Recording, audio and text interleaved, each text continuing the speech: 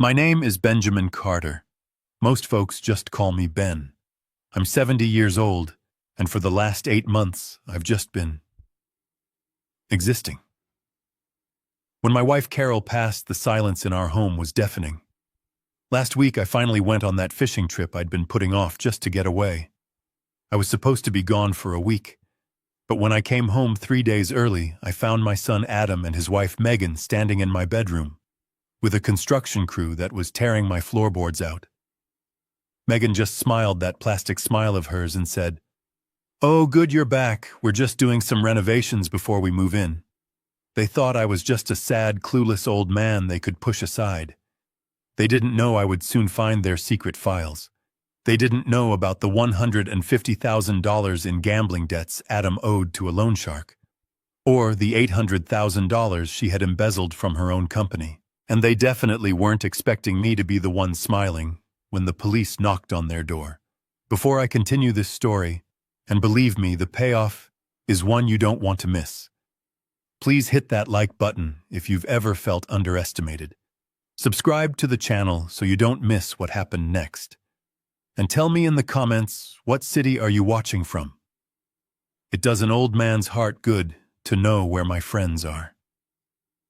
The rain on the drive home was relentless, a real Michigan gusher. It hammered against the windshield of my old Ford F-150, the one Carol always said was too big for a retired carpenter. I was supposed to be enjoying the quiet up at Lake Michigan, just me and my fishing rod trying to forget the silence back home. I'd planned the whole week. But this storm, it wasn't just rain, it was a sign. The Weather Channel called it a once-in-a-decade event. So I packed up 3 days early. The house was too quiet. That's the real reason I went fishing. 8 months. 8 long months since Carol passed. The silence in this house. It was louder than any noise. It was the sound of her not being there. The sound of her coffee mug not clinking in the sink. The sound of her laughter not echoing from the den. I built this house. I physically built it 40 years ago. Drove every nail. Laid every piece of hardwood. It was my promise to her. A forever home, I'd called it. Now it just felt like an empty museum. I turned onto my street, my wipers fighting a losing battle against the downpour. And that's when my heart stopped.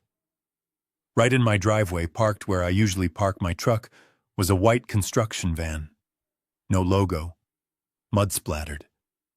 My first thought was that a pipe burst. I hadn't called anyone.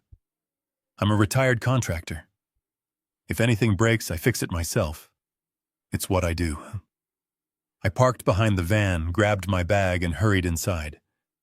"Hello," I called out. The smell of sawdust and drywall hit me instantly. It was wrong. Then I heard it. Not a drip, not a leak, a crash, the sound of a hammer, no a pry bar, coming from upstairs. It was coming from our room, my bedroom. I dropped my bag. I ran up the stairs, my 70-year-old knees screaming in protest. "Hey, what the hell is going on?" I reached the landing. The door to my bedroom, the solid oak door I'd hung myself, was gone. It was leaning against the hallway wall. I skidded to a stop in the doorway. I couldn't breathe. My room was gone. 2 men I'd never seen before were ripping the place apart. They had pry bars, and were tearing up the oak floorboards. The ones Carol and I picked out together. The ones I sanded and stained myself until they shined. All our furniture, our bed, Carol's antique vanity, the dresser I built for her as a wedding gift. All of it was shoved into the center of the room, covered in a dusty plastic drop cloth. The wedding photo we kept on the dresser, gone. And standing right in the middle of the destruction, holding a set of blueprints, was my son Adam. And next to him, his wife Megan. They were smiling, pointing at the wall where our bed used to be. They hadn't heard me over the noise. Megan was saying something about open concept and better flow. I roared. It wasn't a word, it was a sound from deep in my chest. "What are you doing?" The workers froze. Adam spun around, his face draining of all color. He looked like a teenager caught throwing a party. Megan. Megan just flinched. Just for a second. Then that smooth plastic smile I'd come to hate slid right back into place. Ben. Dad. You're back early, she chirped like she'd just found me in the kitchen making coffee. We weren't expecting you. The storm, I guess.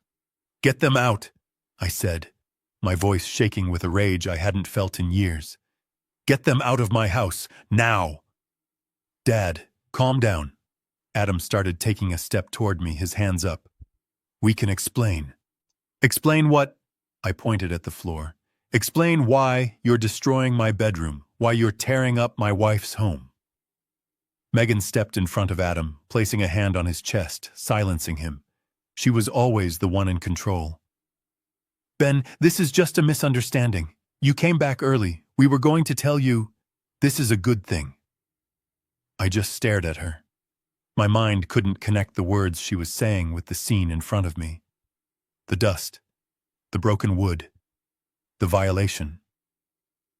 We're just doing some renovations, she said, her voice dripping with fake sympathy. Before we move in. My voice was low and final. I'm not going anywhere. Megan's smile didn't just fade, it shattered.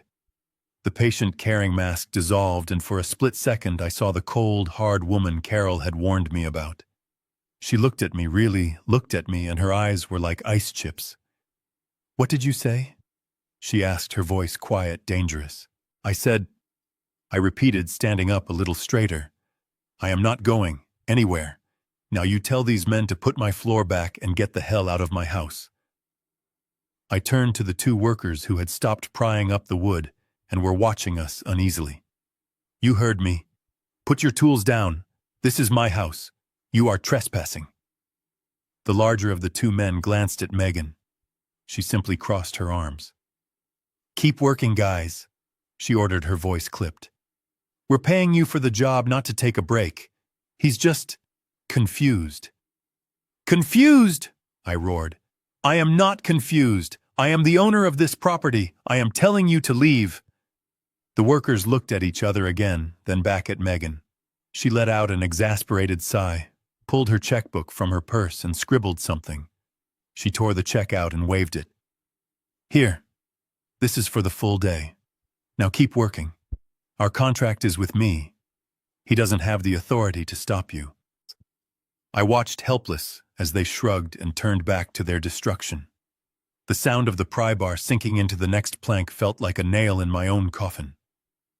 She had seized control. In my own home, my word meant nothing against her checkbook. I couldn't stand to watch it.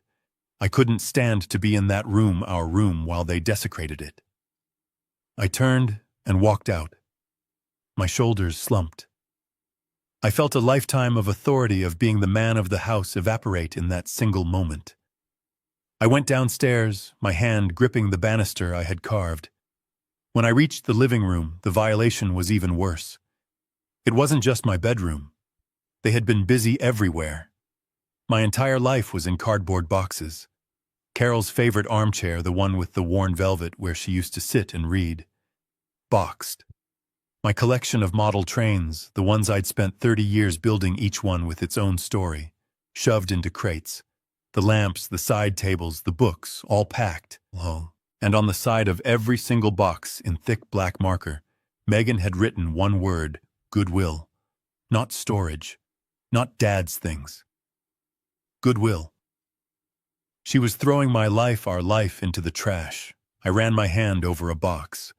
I could feel a model engine inside. I remembered 10 years ago, right in this room, Adam had come to me, white-faced, 29 years old and shaking. He'd gotten tangled in some can't-miss business venture. He owed $50,000. $50,000. I didn't have it in savings, not after paying for his college and that wedding. So I went to the bank. I mortgaged this house. The house I'd just finished paying off. I put my retirement on the line to save him from his own stupidity. I never told Carol the full extent of it. I just handled it, because that's what a father does. Dad. Adam's voice was weak. He had followed me downstairs. He stood in the middle of the living room, shuffling his feet, unable to look at the boxes. "She's throwing it all away, Adam," I whispered, pointing to a box. "Your mother's chair." "Dad, listen. We just want what's best for you," he stammered.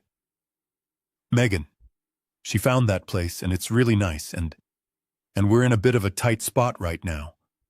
We're in, I mean—" He was about to say it. I could see the confession right on the tip of his tongue. He was about to tell me the real reason. "Adam." Megan's voice snapped from the top of the stairs. It was sharp as a whip. "What are you doing? I told you to get the measurements for the new vanities." "I'm just talking to Dad," he said, shrinking. She descended the stairs slowly, her eyes fixed on me. "We're worried about your safety, Ben. That's all. Adam was just trying to say that we're under a lot of stress trying to take care of you. You're not making it easy." I looked at my son, a 40-year-old man, cowering before his wife. "Is there something you're not telling me, Adam? Something about this tight spot?" Adam opened his mouth, but Megan shot him a look that froze the words in his throat. She turned to me. "The only thing you need to know, Ben, is that the transport van from Golden Sunset will be here on Friday morning, 9 a.m. sharp." She walked to the front door and pulled it open, holding it for her husband. "Please, be ready. Don't make this any harder than it needs to be. For our sake." Adam wouldn't look at me. He just scurried past her and out the door. Megan gave me one last look. It wasn't concern. It wasn't sympathy. It was a cold, final assessment. Then she pulled the door shut, leaving me alone in the wreckage of my home. The click of the lock echoed in the silence. "Friday," I repeated the word, tasting like ash. "Friday, that's tomorrow. You can't just throw me out of my own home." Megan actually let out a small, sharp laugh. It was a sound like breaking glass. "Oh, Ben, we can. You really should sit down for this." "I'll stand," I said. My legs felt weak, but I'd be damned if I'd show it. "Adam, go get your father a glass of water," she commanded, not even looking at him. Adam practically sprinted to the kitchen, grateful for an escape. He was always grateful for an escape. Megan turned her full attention to me. The fake sympathy was gone, evaporated. In its place was a cold, hard efficiency, like a surgeon about to make an incision. "Ben, you really don't remember, do you?" she asked, her voice flat. My mind spun. Remember what the last 8 months had been a blur. A thick gray fog of grief. After the funeral, after everyone went home and the casseroles stopped coming. I was a ghost. I'd spent days sitting in Carol's armchair, the one now packed in a box marked Goodwill, just staring at the wall. I barely ate. I didn't sleep. The world was muffled like I was underwater. And Megan had been there. I saw her suddenly, as clearly as if it were yesterday. She'd come over about a month after Carol died. I was sitting at the kitchen table, unable to even make coffee. She'd brought soup and a stack of papers, a thick stack. "Ben," she'd said, her voice so soft, so full of concern. She'd put her hand on my shoulder. "I know this is hard, but there's just some estate paperwork. Just formalities for Mom's accounts. Tax stuff. It'll make things simpler for you, so you just need to sign here, and initial here." Her pen was in my hand. My eyes couldn't focus on the fine print. It all looked like legal nonsense. Tax stuff. Simpler. I just wanted her to leave so I could go back to being alone. So I signed. I signed everything she put in front of me. I signed my life away just to make the moment stop.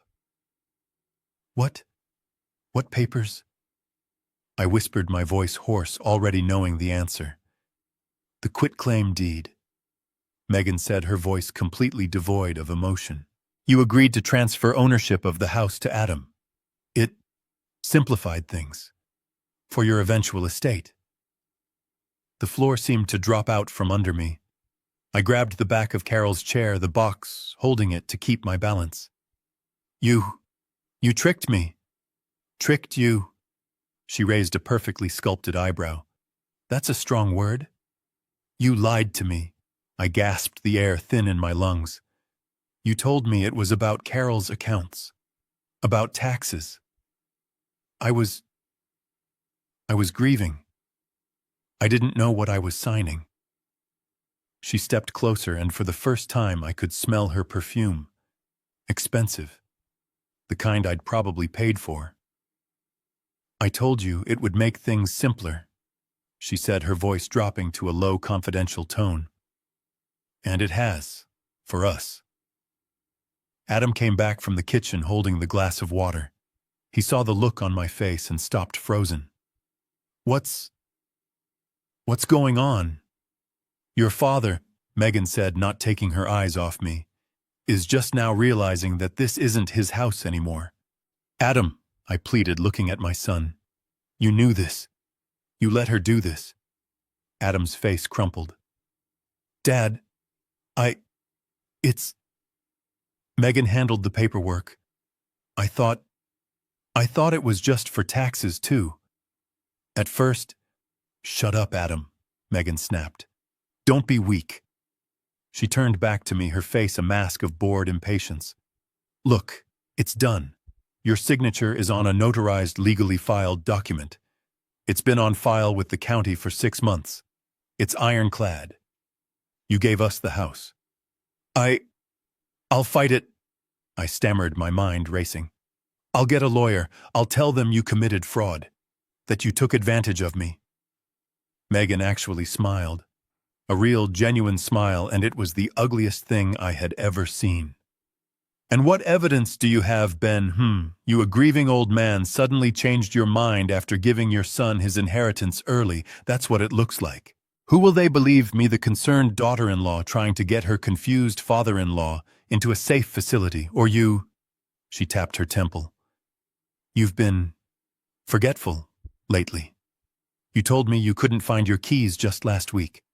You forgot to take out the trash on Tuesday. It's all signs of decline. She had been building a case. Every minor slip, every moment of grief-stricken fog, she had been collecting them like ammunition. So, she said, walking to the front door and picking up her purse. Here are your options. You can be ready for the Golden Sunset van at 9 a.m. tomorrow, and you can go quietly. Or, you can make a scene. You can refuse. And I will call the police. I will show them the deed to my house, and I will have you forcibly removed for trespassing. She opened the door. Either way, Ben, you're leaving. You have 24 hours to decide if you're leaving on your feet or in handcuffs. The choice is yours. She walked out. Adam stood there for a second, trembling, his face pale. Dad, I'm sorry. Then he turned and ran out the door after her. The door clicked shut. The sound was so final. I stood there in the living room, surrounded by the ghosts of my life packed away in cardboard tombs. Goodwill. She was throwing my memories away. I listened as their car engine started. Adam's new Audi, the one I co-signed the loan for because his credit was shot. The engine faded down the street, and then silence. The same crushing, absolute silence that had haunted this house since Carol died. But this was different. This wasn't grief. This was violation. I sank down onto the bottom step of the staircase, my back against the hard wood. The smell of sawdust and ripped-up oak filled my lungs. I looked at the box marked Goodwill that held Carol's reading chair. You were right, Carol, I whispered to the empty room. You were right about everything. I remembered her standing right here in this hallway just after Adam announced his engagement. She was wringing her hands, a thing she only did when she was deeply troubled. Ben, I don't trust her, she'd said. There's something hard in her eyes. She doesn't look at Adam, she looks through him. At us. At this house, at your wallet. He loves her, honey, I'd said, putting my arm around her. That's all that matters. What a fool I'd been. A sentimental 70-year-old fool. All my life I'd worked with my hands. I built things that were solid things you could trust. I thought my son was one of them. I thought my family was solid. But it was all just a facade, and Megan had just taken a sledgehammer to it. I pulled out my phone. My hands were shaking, but not from fear anymore. It was rage. A cold, deep rage that was settling into my bones. I had to talk to Adam. He was my son. He couldn't let this happen. He was just scared of her. He was weak, but he wasn't evil. Was he? I hit his name on the screen. The phone rang once, then a click. Straight to voicemail. Hey, this is Adam. Leave a message. He'd sent me to voicemail. He was sitting in the car right next to her, and he'd silenced my call. Adam, I said into the phone, my voice cracking. Adam, you pick up this phone. You can't let her do this. This is our home, son. This is your mother's home. Don't do this to her. Don't do this to me. I hung up, my heart hammering. He'll call back. He has to. He's my boy. I stared at the phone. Nothing. My fingers trembled as I scrolled to Megan's name. I didn't want to call her. I didn't want to give her the satisfaction. But what choice did I have? I hit the call button. A single beep followed by an automated voice. The number you have dialed is not accepting calls at this time. Not a voicemail. A block. She had already blocked my number. The phone slipped from my hand and clattered onto the hardwood floor. I didn't have 24 hours. I had nothing. I was a prisoner in my own home, and the warden had just left, promising to send the executioner in the morning. I was 70 years old. My wife was gone. My son had abandoned me, and I was about to be homeless. My savings were depleted from paying for their lives. My Social Security check wouldn't even cover the rent on a one-bedroom apartment in a bad neighborhood, let alone the Golden Sunset shoebox they'd picked out for me. I sat there on the stairs for hours. The sun went down. The house grew cold. The rain lashed against the windows. I didn't turn on the lights. I didn't move. I just sat in the dark in the ruins of the life I had built. I felt the hunger in my stomach, the ache in my back. And for the first time since Carol died, I cried. Not the hot, wet tears of grief. These were cold, angry tears, tears of utter, profound betrayal. No, the word formed in my throat. No. I am not going to let them win. I am not going to go quietly to that box. I am not going to let them sell Carol's house and spend the money on expensive cars and vacations. I built this place. I bled for this place. If they want a fight, I'll give them one. I may be old. I may be grieving. But I am not stupid. And I am not weak. I wiped my face with the sleeve of my flannel shirt. I stood up, my knees cracking in protest. I looked at the packed-up, violated room. They made a mistake. They underestimated me. They saw a sad old man. They forgot I was the man who built the walls that were still standing around them. I knew I had one call left to make.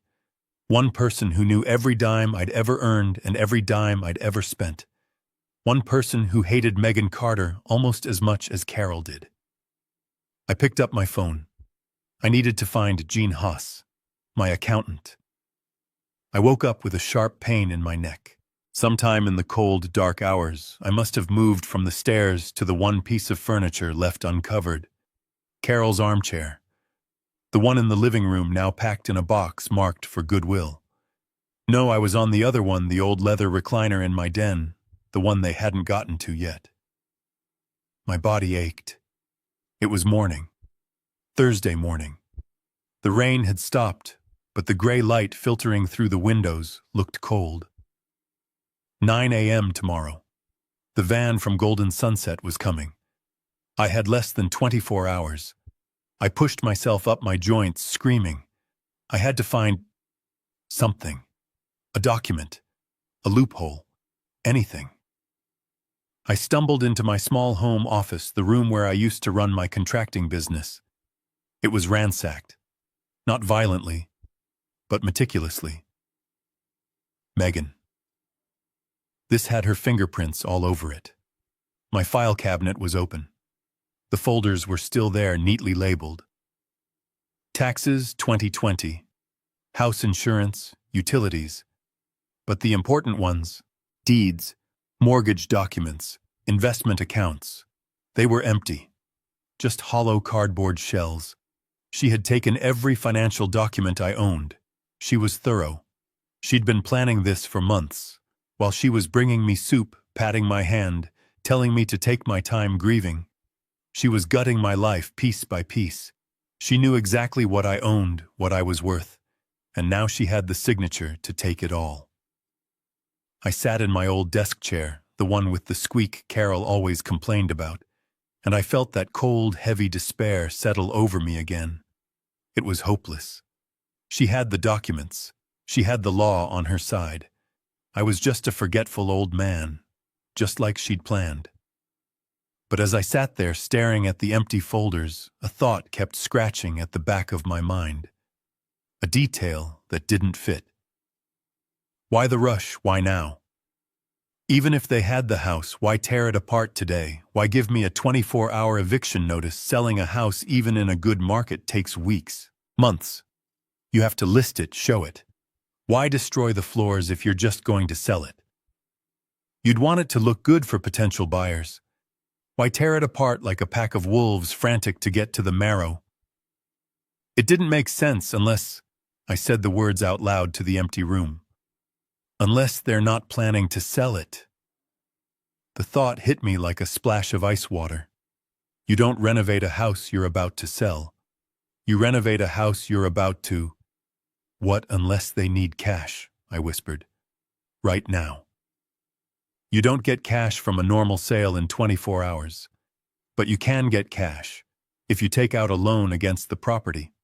A hard money loan. The kind you get from lenders who don't ask too many questions as long as the collateral is solid. And my house, fully paid off until I'd mortgaged it for Adam, was solid gold. My mind flashed back to the moment on the stairs, Adam's panicked face. Dad, we're in a bit of a tight spot. And Megan's voice cutting him off. Shut up, Adam. He hadn't been about to say they were worried about me. He was about to confess. We're in debt. That's what he was going to say. They weren't just greedy. They were desperate. They weren't just planning for their future. They were running from their present. This wasn't just an inheritance grab. This was a shakedown. And suddenly I wasn't just a victim. I was a man with a question. And that one question gave me a sliver of hope. If they were desperate, they were sloppy. If they were sloppy, they left tracks. I didn't know anything about computers or high finance.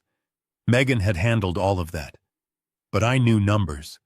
And I knew the one man who knew my numbers better than anyone. The man who had managed my books for 30 years. The man who had repeatedly warned me about Adam's spending. The man who, when I'd insisted on paying for that ridiculous wedding, had just looked at me over his glasses and said, "It's your funeral, Ben, but don't say I didn't tell you." Gene Haas, my old accountant. I grabbed my keys. I still had my truck. They hadn't taken that yet. I wasn't going to Golden Sunset. I was going to see Gene.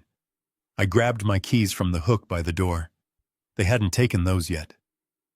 My old F-150 was still in the drive, blocked in by the construction van, but the keys felt solid in my hand. A piece of my life they hadn't packed away. I squeezed them tight. I walked out the front door past the spot where Carol's roses used to be, before Megan complained they were too high maintenance and had Adam rip them out last fall. I should have seen it then. I should have put my foot down. But I was tired and Carol was sick, and it just seemed like a fight not worth having. I realized now all those little fights, they were the only fights worth having. I got into the truck. The cab smelled like me old coffee sawdust and a faint hint of fish from the tackle box in the back. It was a good smell, an honest smell. I had to wedge the truck around the construction van driving onto the lawn I'd spent 40 years keeping neat. The tires spun in the mud, leaving deep ruts. Good. Let them fix it. Gene Haas's office wasn't downtown in some glass tower. It was in a small brick building on the edge of the old business district, right where it had been for 35 years. Haas Accounting, no problem too small.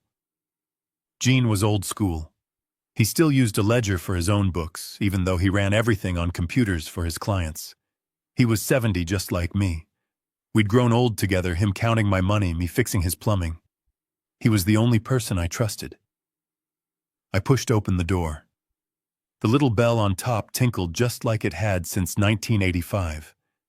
The office was cluttered, warm, and smelled like pipe tobacco and strong coffee. Gene looked up from behind a mountain of paperwork, his thick glasses perched on the end of his nose. "Ben," he said, squinting.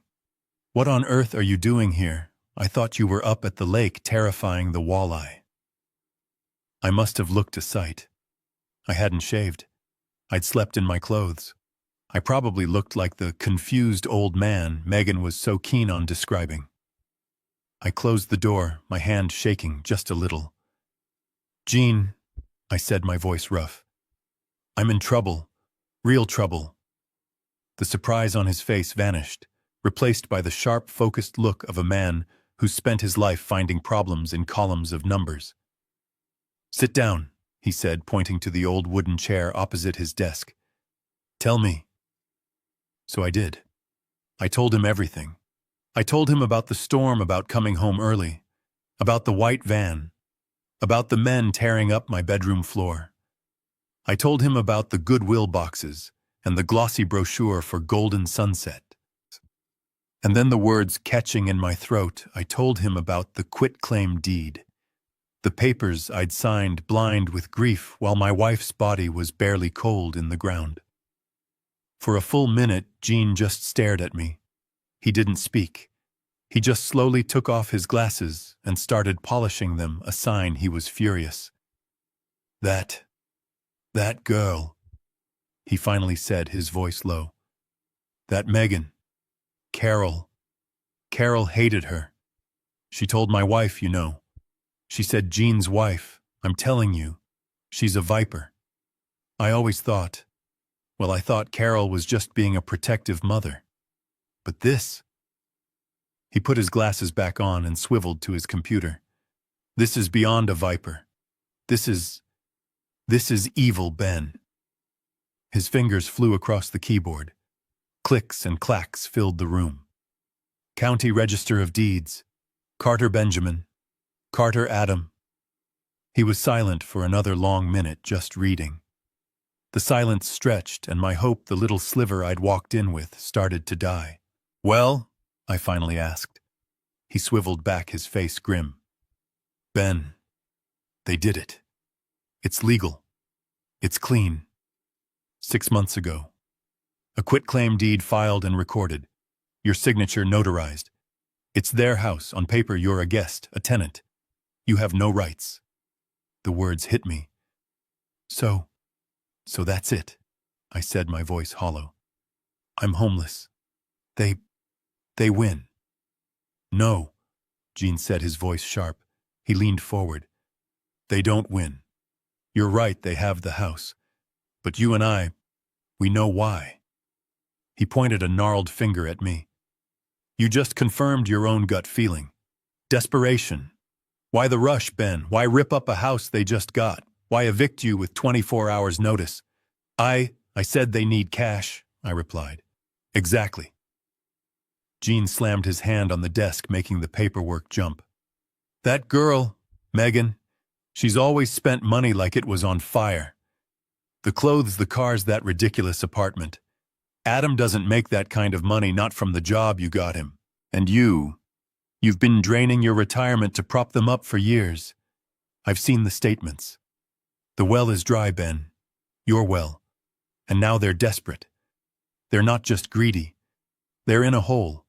A deep one. He was right. It wasn't just a plan. It was a panic. So what do we do? Gene steepled his fingers, looking at me over his glasses. We find the hole. We find out who they owe. We find out why they're so desperate. Because Ben, desperate people, they don't just get sloppy. They get stupid.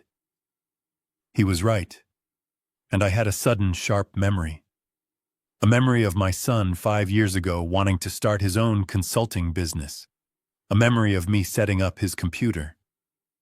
Gene, I said, leaning in, I think I know where they might have gotten stupid. I stared at him. Debt. You think that's what this is? Gene leaned back in his squeaky chair and polished his glasses on the end of his tie.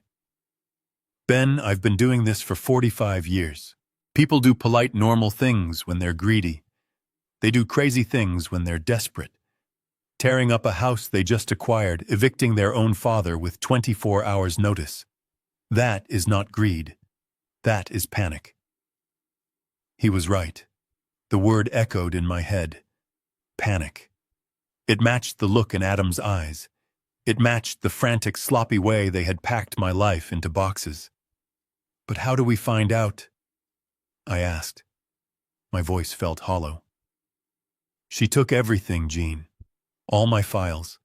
My bank statements, the mortgage papers. My office is... it's empty. She cleaned me out. She cleaned you out, Gene said, pointing a gnarled finger at me. She took your papers. But they're young Ben. They're arrogant. And they're sloppy. They must have their own paper trail. Bank accounts. Credit cards. Did you ever co-sign anything for them? The Audi, I mumbled. I co-signed the loan for that ridiculous car she drives. And his college loans. But that was years ago. No, something recent, Gene muttered, already typing, searching for something. They wouldn't be this desperate over a car payment. This is big. This is lose-your-legs kind of trouble. Think, Ben. Did you ever have access to their, I don't know, their computers, their emails?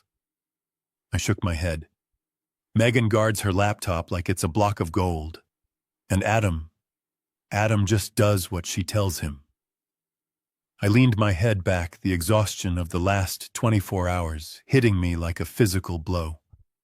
I thought about Adam, my son, so weak, always looking for the easy way out, the shortcut. He'd never been smart with... Wait. A memory sharp and clear cut through the fog of my grief. It was about 5 years ago. Adam had come to me all excited about his new consulting business. Another one of his get-rich-quick schemes. He didn't know the first thing about technology. He'd bought a new laptop and couldn't even figure out how to set up his email. Gene, I said, sitting up straight. I think I might have a key. Gene stopped typing. A key to what? The house? They've probably already changed the locks. No, I said, my heart starting to pound a slow, heavy drumbeat. A key to everything. His cloud account.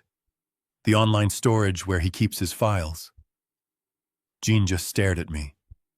You're kidding. He kept forgetting the password. I explained, the memory coming back faster now. He'd call me twice a week, frustrated, locked out of his own files. He's not smart enough to remember a complex password, and Megan, she treats him like an idiot. She probably doesn't even know he has it.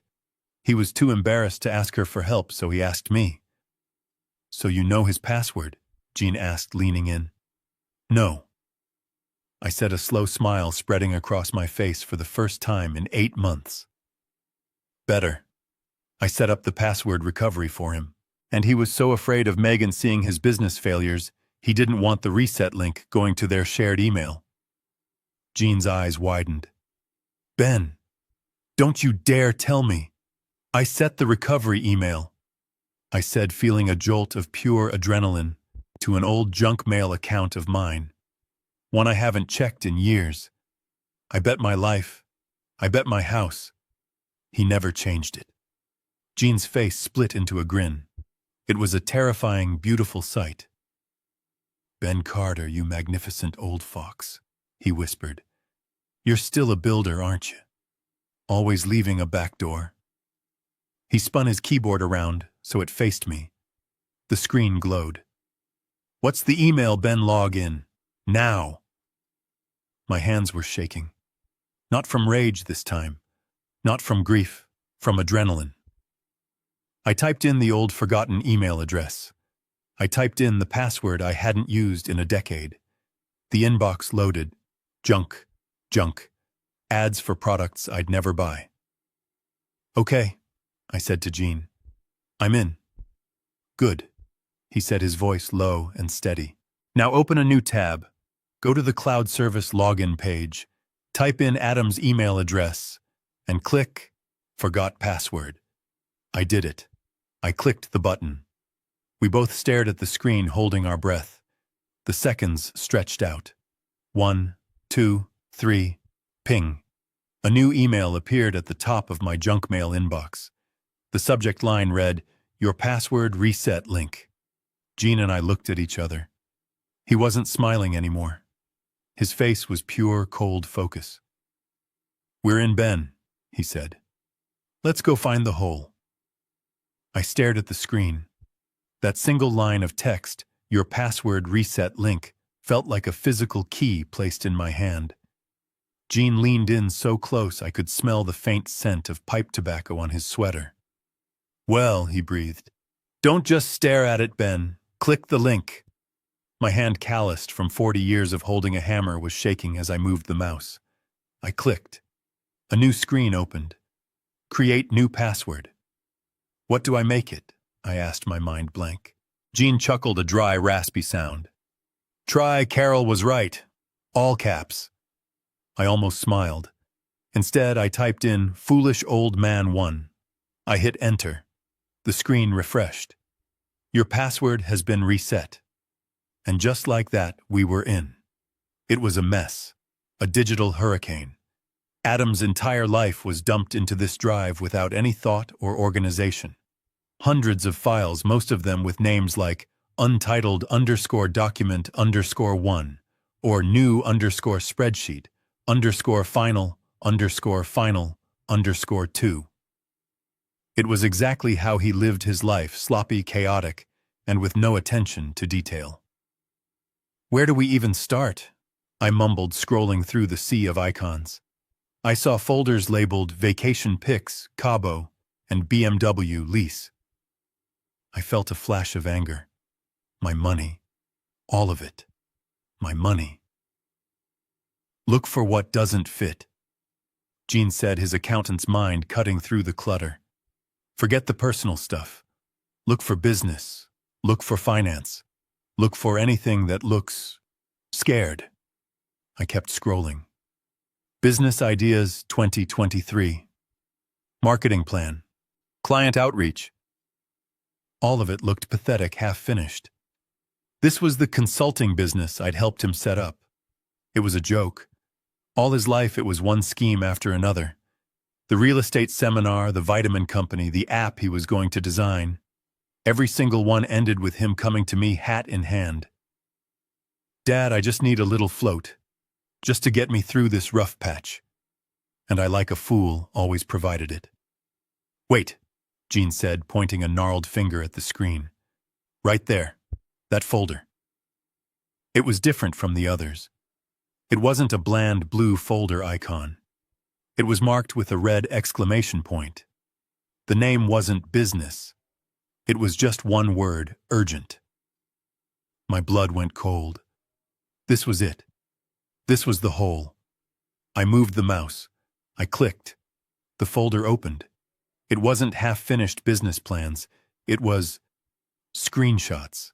Dozens of them. Pages from online casinos, sports betting sites, blackjack tables, and columns of numbers, red numbers, losses.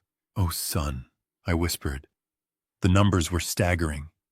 5,000 here, 10,000 there. It was a river of debt. "He's not just a bad businessman, Ben," Gene said, his voice grim. "He's an addict. He's been gambling. But this is crazy money. Where did he get it?" "He didn't," Gene said, scrolling faster. "He lost it, which means he owes it. Look for the emails, Ben. Look for the money trail." We clicked out of the screenshots and found a subfolder. Correspondence. The first few were automated messages from the gambling sites. "Your account is overdrawn. Deposit needed to continue play." But then we found the other ones. The ones not from a pet.com address. The ones from a simple anonymous email provider. The sender's name was just Mr. T. The first email from 6 weeks ago was almost polite. "Adam, payment is late. Let's resolve this." The next 2 weeks later was firmer. "Adam, my patience is wearing thin. You know the terms." Then one from last week. "Adam, you are making a mistake. I know where you live. I know about your pretty wife. I know about your old man." My heart hammered against my ribs. I felt sick. And then we saw the last one. The one sent 2 days ago. Tuesday, the day before I came home. I clicked it open. The text was short and brutal. "Adam, no more games. You have until 5 p.m. Friday, $150,000. Cash, not a check, not a transfer. Cash. Or I am coming to your house. I will talk to Megan, and then I will go visit your clueless old man at his nice quiet house on Willow Creek Drive. I will get my money, or I will take it out of your family piece by piece. 5 p.m. Friday. Friday. Tomorrow. Gene and I just stared at the screen. The entire plan, the entire horrific, desperate puzzle snapped into place. The 9 a.m. eviction, the frantic destruction. They weren't just trying to sell the house. They were using my signed-away deed as collateral for a hard money loan. The kind of loan a shark gives you in 24 hours. They needed to get me out, declare me confused, and have possession of the house before the lender's appraiser showed up tomorrow. They needed that $150,000 in cash before 5 p.m. They weren't just trying to put me in a home. They were sacrificing me to save their own skins from a loan shark. "Gene," I said, my voice barely a whisper, my rage so cold it felt like ice in my veins. "He's not just a fool. He's put a target on my back." I couldn't speak. I just stared at the threat on the screen. "I know where your old man lives." He wasn't just threatening Adam. He was threatening me. My son hadn't just been stupid. He'd been reckless. He had painted a target on my back, on my home, on the life I had left. "They're going to sacrifice me, Gene." I whispered the words, tasting like poison. "They're going to hand over the house, my house, to get this monster off their backs. They'll get me locked up in that Golden Sunset place, take out a loan, pay this Mr. T, and what?" Gene was already shaking his head, his face pale. $150,000. "Ben, that's a lot of money. But," he stopped, his mind clearly working, the gears turning. "But is it destroy your father and steal his house money? Is it risk a fraud charge money?" I looked at him confused. "What are you talking about? It's a loan shark. They're terrified."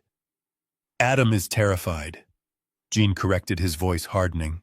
"Adam is a weak-willed fool who would do anything to save his own skin. But Megan—" He shook his head again, more firmly this time. "No. That woman is cold, Ben. She's a calculator. She wouldn't orchestrate this just to pay off her husband's stupid gambling debts. She would cut him loose first." He was right. As much as I hated to admit it, it didn't track.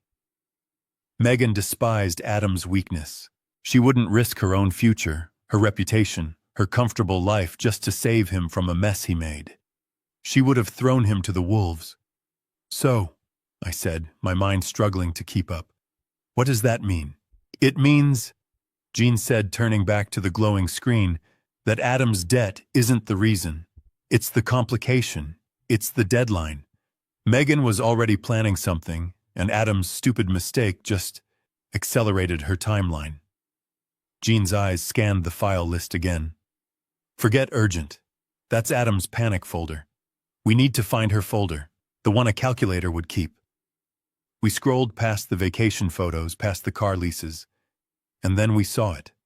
It wasn't marked with a red exclamation point. It was simple, understated, hidden in plain sight. A single folder named M. M for Megan, Jean whispered. He clicked it. Unlike Adam's chaotic mess, this folder was organized. Subfolders neatly labeled. Invoices, receipts, travel, and one named holding account. What's holding account? I asked. Jean's face was ashen. That's a term people use when they're hiding something. Open it. I clicked. It wasn't filled with screenshots. It was filled with scanned bank statements, PDFs, dozens of them. But the bank wasn't a local one. It wasn't Chase or Bank of America. The logo was for a bank in the Cayman Islands. Oh my God, Jean breathed. Ben, she's not just in debt. She's a thief. My heart hammered. What is that? She's an embezzler, Jean said, his voice a low, furious growl. He started opening the statements one after another, his eyes flying across the columns of numbers. She's been skimming Ben from her company, the tech firm where she's the finance manager. She's been wiring money, small amounts at first, 5,000, then 10, then 50. He opened the most recent statement from last week. His finger traced the final balance at the bottom of the page. He didn't say anything. He just swiveled the monitor so I could see it for myself. I read the number, and I read it again. It wasn't $150,000. It was $842,000. And change. She stole almost $1 million, I stammered. And she was getting ready to run Ben, Jean said, clicking back to another file in her folder. It was a scanned email, an internal memo from her company's CEO. Subject, mandatory external audit. The memo was clear. A surprise audit was scheduled for next Monday. The whole plan laid itself bare. Megan was a thief. She knew the auditors were coming on Monday. She was planning to run to disappear with her stolen money this weekend. And then, Adam's loan shark gave them a Friday deadline. The $150,000 debt wasn't the main problem. It was just a final messy complication before she could execute her grand escape. She wasn't just stealing my house. I said the full horrific truth, finally landing on me. She and Adam, they were going to pay the shark, take her stolen money, and disappear. They were going to leave me. They were going to leave me to rot in that home while they ran off with nearly $1 million. I was stunned. $150,000. What on earth did he do? Jean shook his head, his face a mixture of pity and disgust. Your son is a fool, Ben. A weak, predictable fool. But I still don't get it. Megan, that woman is smart. Cold, but smart. She wouldn't risk her entire life, this beautiful, expensive life you paid for, just to cover his gambling debts. She'd sooner cut him loose and let the loan sharks have him. He was right. Jean was always right about people. Megan had nothing but contempt for Adam's weakness. I'd seen it 100 times at dinner, the way her eyes would narrow when he told a stupid joke, the way she'd cut him off. She wouldn't risk her future for him. Not unless she had her own problems, I said, the thought forming as I spoke it. Unless this $150,000 mess isn't the main fire. What if it's just a distraction? We turned back to the cloud drive, back to the list of folders. I scrolled past urgent, which was Adam's panic folder. I looked for something else, something like her. And there it was. Not marked with a red warning, not shouting, just simple, quiet. Hidden in plain sight, a single folder named M. M for Megan, Jean whispered, leaning in. I clicked it. Unlike Adam's digital chaos, this folder was meticulous. It was organized, subfolders neatly labeled, invoices, receipts, travel, and one folder named holding account. What's a holding account? I asked. Jean's face went pale. That's a term people use when they're hiding something, Ben. When they're washing money. Open it. My hand was shaking as I moved the mouse. I clicked. It wasn't screenshots of gambling sites. It was scanned documents. Bank statements. Dozens of them. The logo on the top wasn't Chase. It wasn't Bank of America. It was a bank I'd never heard of. A bank in the Cayman Islands. And the account name wasn't Adam and Megan Carter. It was M. Carter Holdings SO LLC. Oh my God, Jean breathed. He wasn't looking at me. He was staring at the screen, his eyes wide behind his thick glasses. Ben, she's not just in debt. She's a thief. What? What is that? My throat was dry. She's an embezzler, Jean said, his voice a low, furious growl. He started opening the statements one after another, his eyes flying across the columns of numbers. He was a human calculator, his mind processing the figures faster than I could even read them. She's been skimming Ben, from her company, that tech firm where she's the finance manager. She's been wiring money, small amounts at first, 5,000 here, 10,000 there. Then, oh Lord, then it got bigger. He opened the most recent statement. It was from last week. His gnarled finger traced the final balance at the bottom of the page. He didn't say anything. He just swiveled the monitor so I could see it for myself. I leaned in, my old eyes struggling to focus. I read the number, and I read it again. It wasn't $150,000. It was $842,000 and 38 cents. She stole almost $1 million, I stammered. And she was getting ready to run Ben, Jean said, clicking back to another file in her M folder.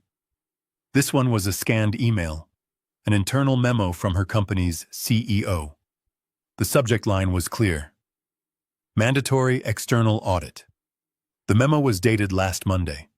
It announced a surprise comprehensive audit of all financial departments, scheduled to begin next Monday. The whole plan. The whole horrific, desperate plan laid itself bare in that dusty office. Megan was a thief. She knew the auditors were coming on Monday. She was planning to run to disappear with her stolen money this weekend.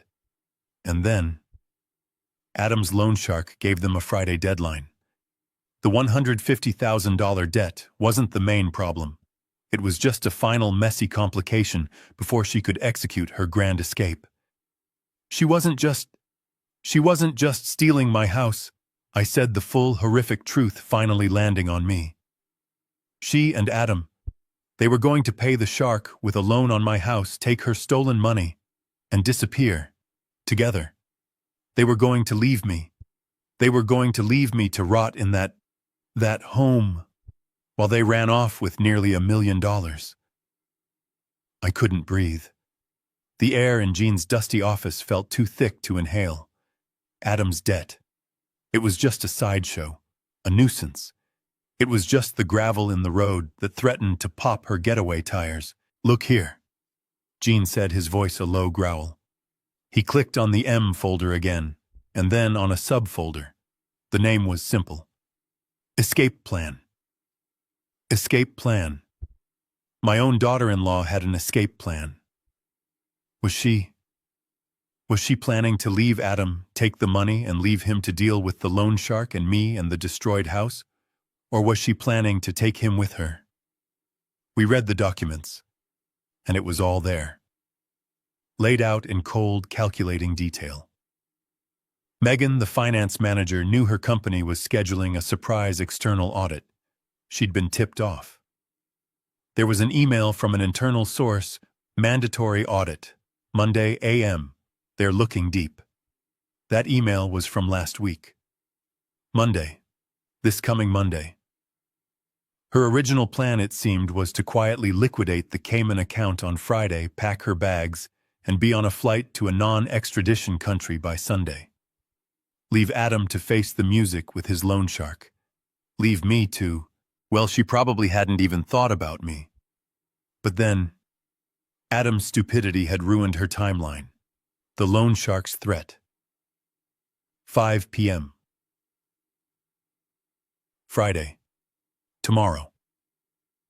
They wouldn't let Adam or her leave the country if he still owed that money.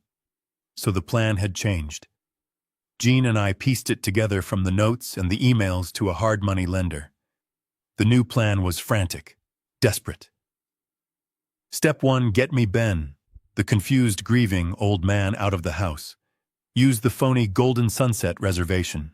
Have me declared incompetent, or at the very least, removed. That was today. Thursday. Step 2, with me gone, use the deed I'd foolishly signed over to secure an emergency one-day loan on the house. $150,000. They had a lender lined up, one who didn't ask questions as long as the title was clean. They'd get the cash by tomorrow afternoon, Friday.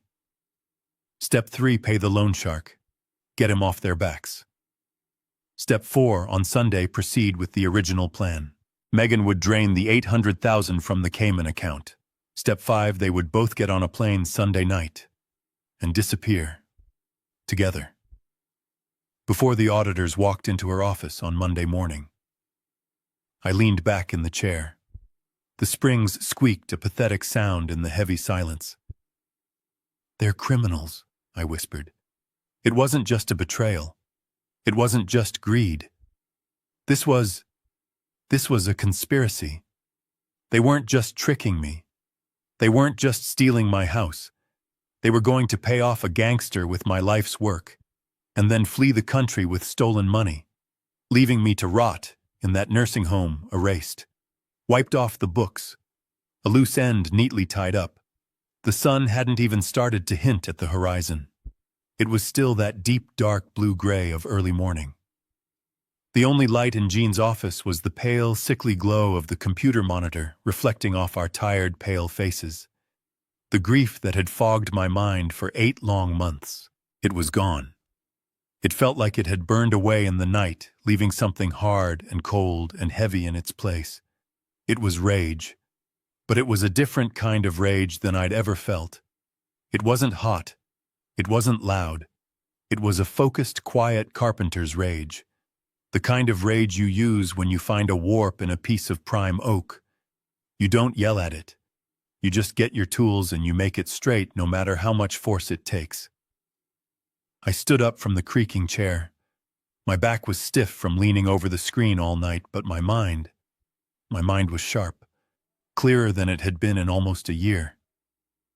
"Jean," I said. My voice sounded different in the quiet room. It didn't tremble. It was flat. "Print it.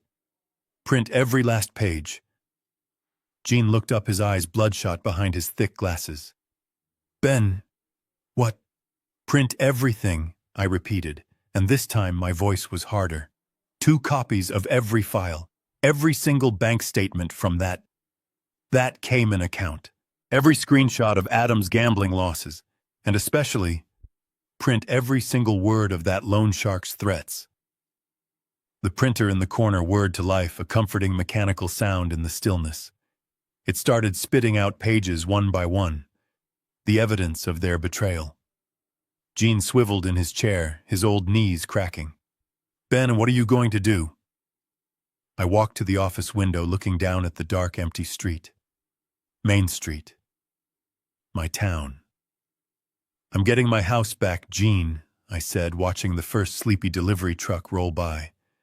The house Carol loved, the house I built, and then I'm going to make sure those two, they never ever get the chance to do this to anyone else again.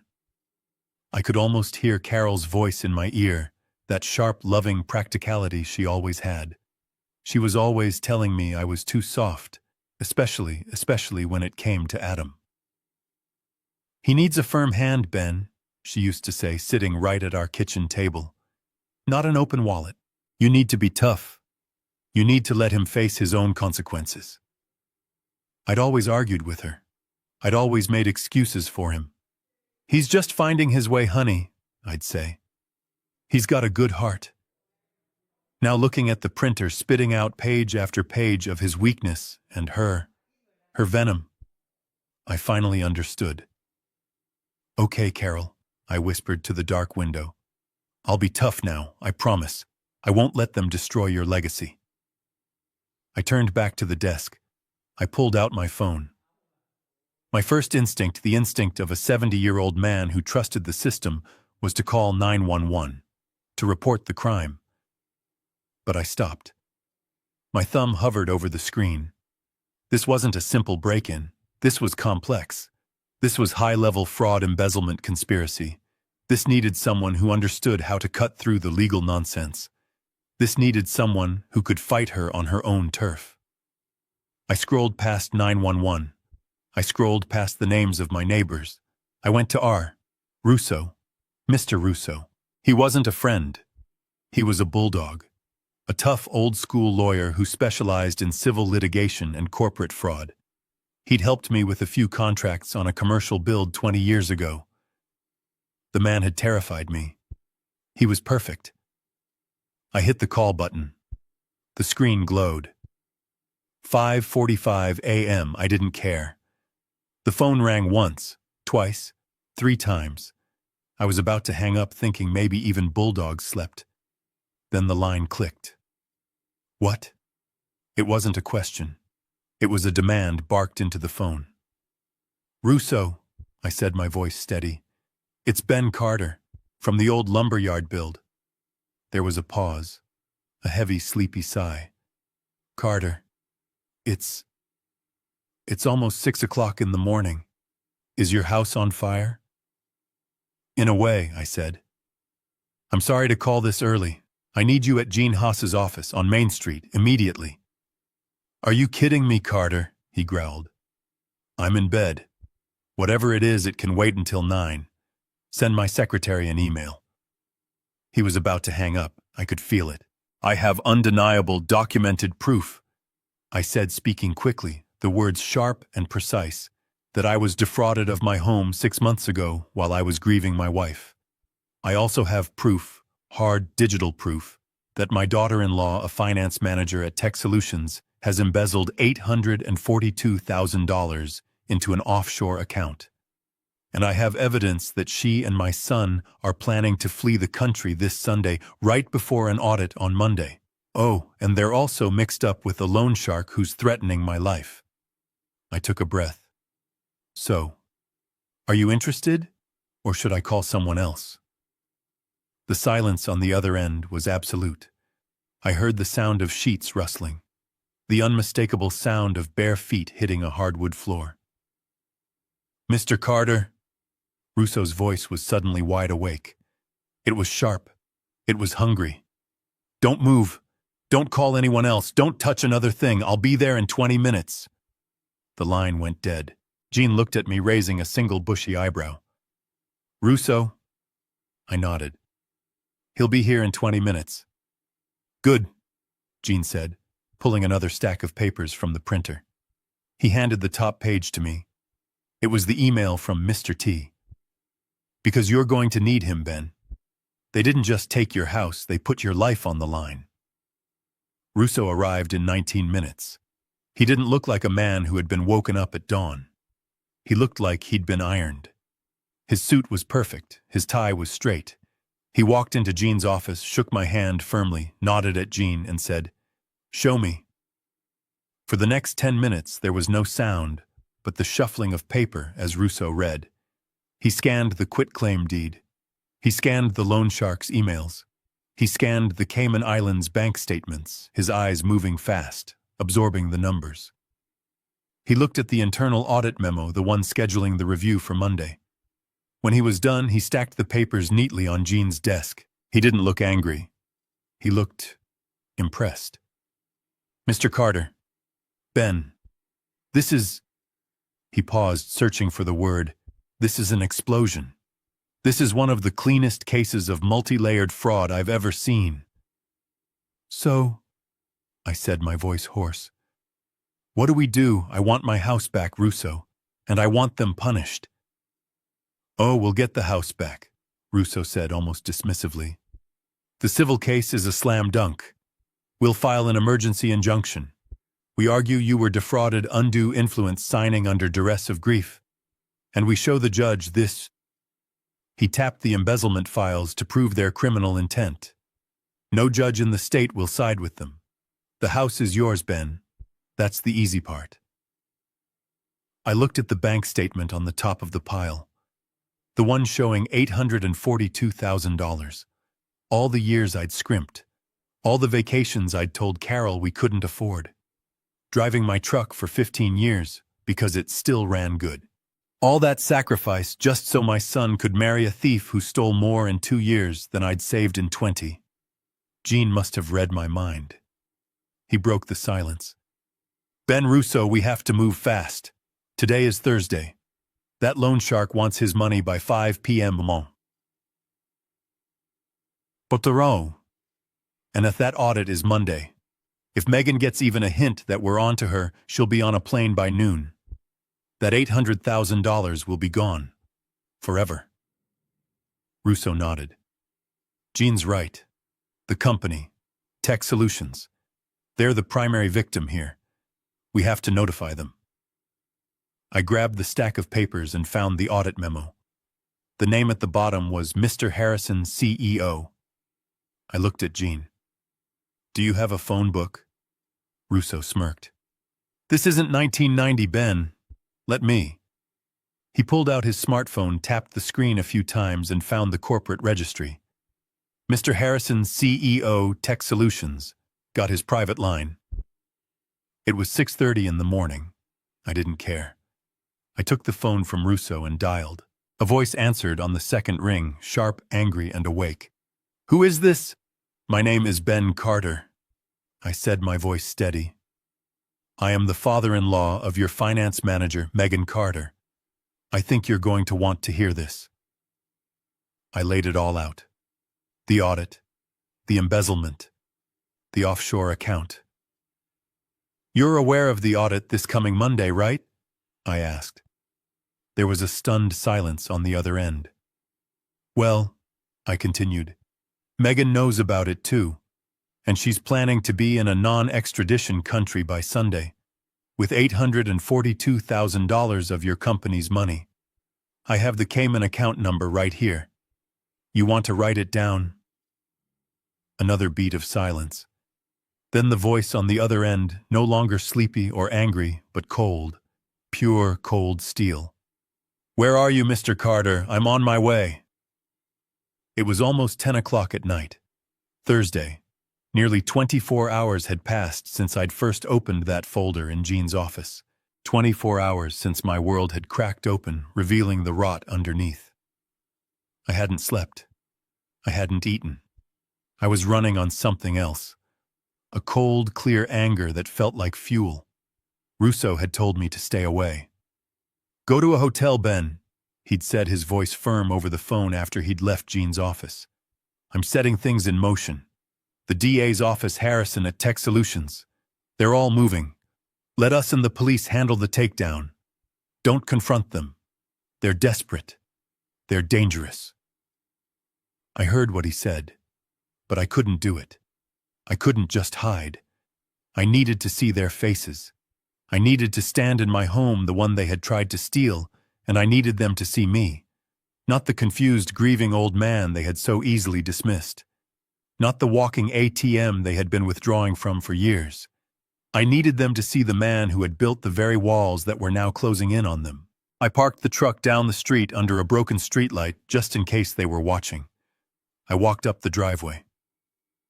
The house was dark. Completely dark.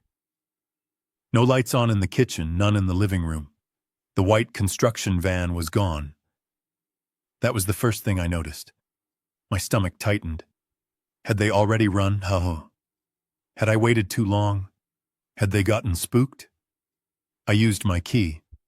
The lock turned. They hadn't changed it. Arrogant. Or just sloppy, like Jean said. I stepped inside. The house was cold. The smell of sawdust and ripped raw oak was heavy in the air. I didn't turn on the lights. I walked through the living room, my feet navigating the cardboard boxes marked Goodwill by muscle memory. This wasn't my home anymore. It was a crime scene. The place where my life, my trust had been murdered. I felt like a stranger, an intruder in my own past. I moved toward the kitchen, and I saw them. They were just sitting there, in the dark, like statues in a graveyard. Adam was slumped at the kitchen table, his head in his hands, perfectly still. Megan was standing by the sink, rigid, her back to me, staring out the window into the black, rain-soaked yard. They weren't talking. They weren't moving. The silence in the room was heavier than the darkness, thick with fear. They looked exactly like what they were, two animals caught in a trap, listening for the hunter's footsteps. My step on the threshold on the old floorboard that always creaked broke the silence. Adam's head snapped up. His eyes were wide, red-rimmed in the faint moonlight coming through the window. "Dad." His voice was a shaky whisper. "Dad, where were you? We were worried. We've been calling you." A lie. A pathetic, reflexive lie. My phone had been silent all day except for the calls from Russo and Jean. Megan turned, slowly. She didn't look surprised. She looked cornered. The sweet, concerned daughter-in-law was gone. That mask had been burned away. This was someone else. Her face was pale, drawn tight, her eyes narrowed to slits. All the plastic had melted away, leaving only the hard, ugly frame underneath. "Old man," she hissed. Her voice was low, venomous. "What did you do?" I didn't answer her. I kept my eyes on my son. "You were worried, Adam, or were you just worried your escape plan had hit a snag?"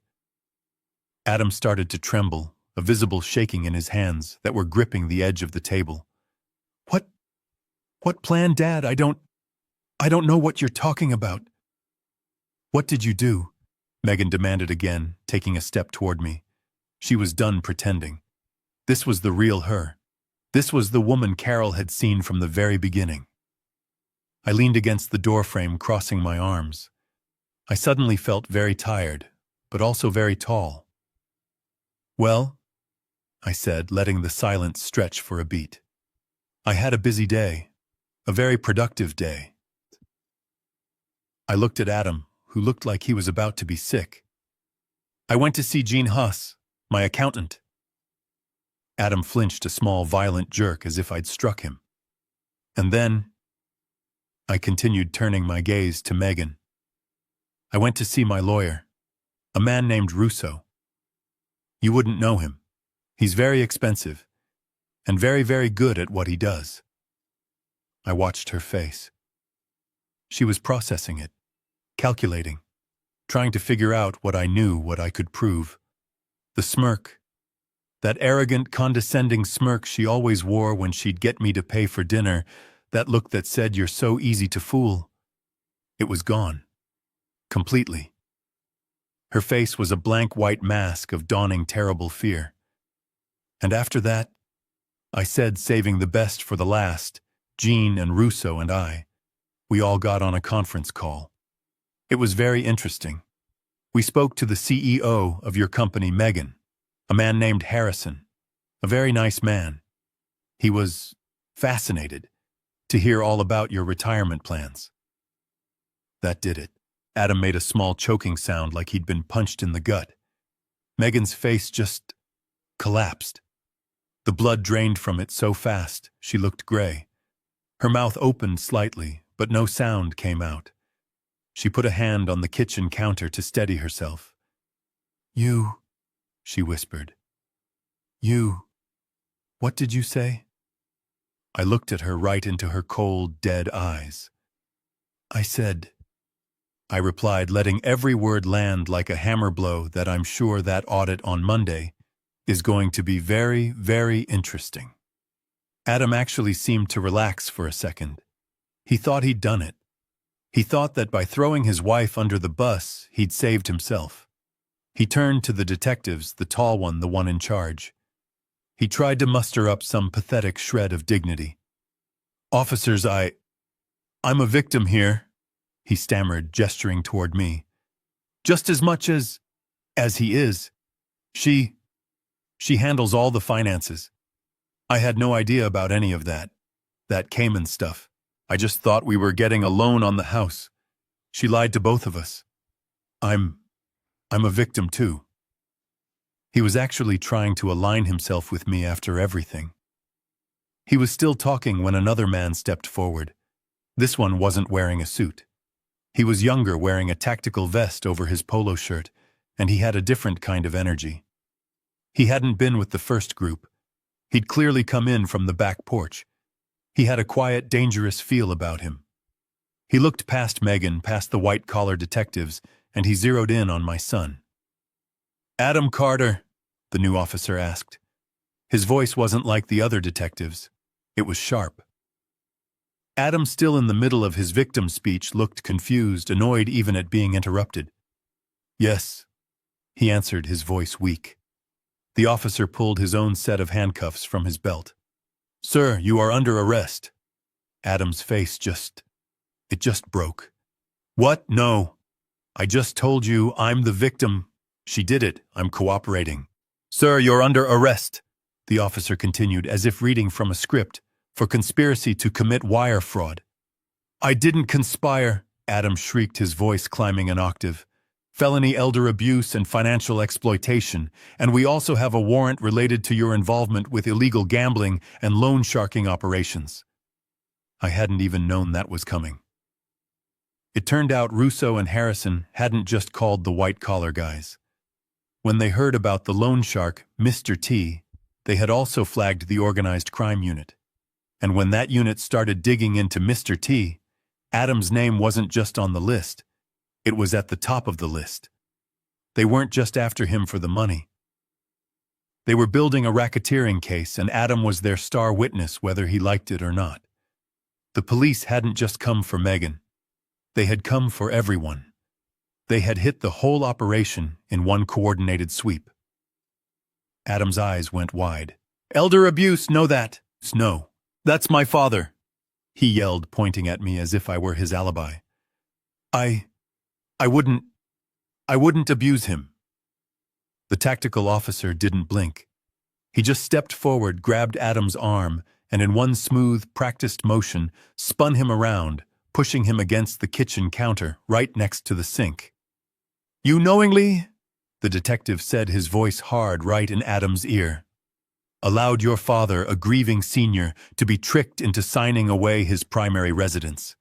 You participated in a plan to have him forcibly removed and institutionalized, all so you could leverage his property to pay your illegal gambling debts." He wrenched Adam's arms behind his back. "That, sir," he grunted, "is the literal definition of financial exploitation of a vulnerable adult." The officer yanked Adam's hands behind his back. The sound, click, click, click, of the second set of handcuffs ratcheting shut echoed in the kitchen. My son. My son. In handcuffs.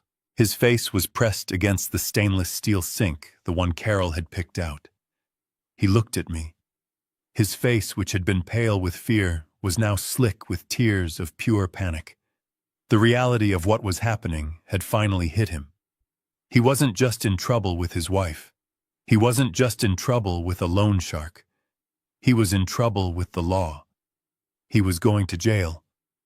"Dad," he wailed, his voice cracking, turning into the cry of a terrified little boy. Dad, please don't let them do this. Tell them it was a mistake, Dad. I'm sorry. I'm so sorry. Please, Dad. I just stood there in the doorway of my kitchen. I looked at the man who was my son, the boy I had taught to fish, the boy I had carried on my shoulders.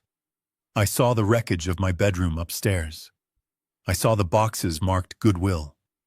I saw the glossy brochure for the Golden Sunset shoebox. And I felt nothing. Just a vast, cold emptiness. I looked at him, cuffed, sobbing, being pushed toward the door by the second team.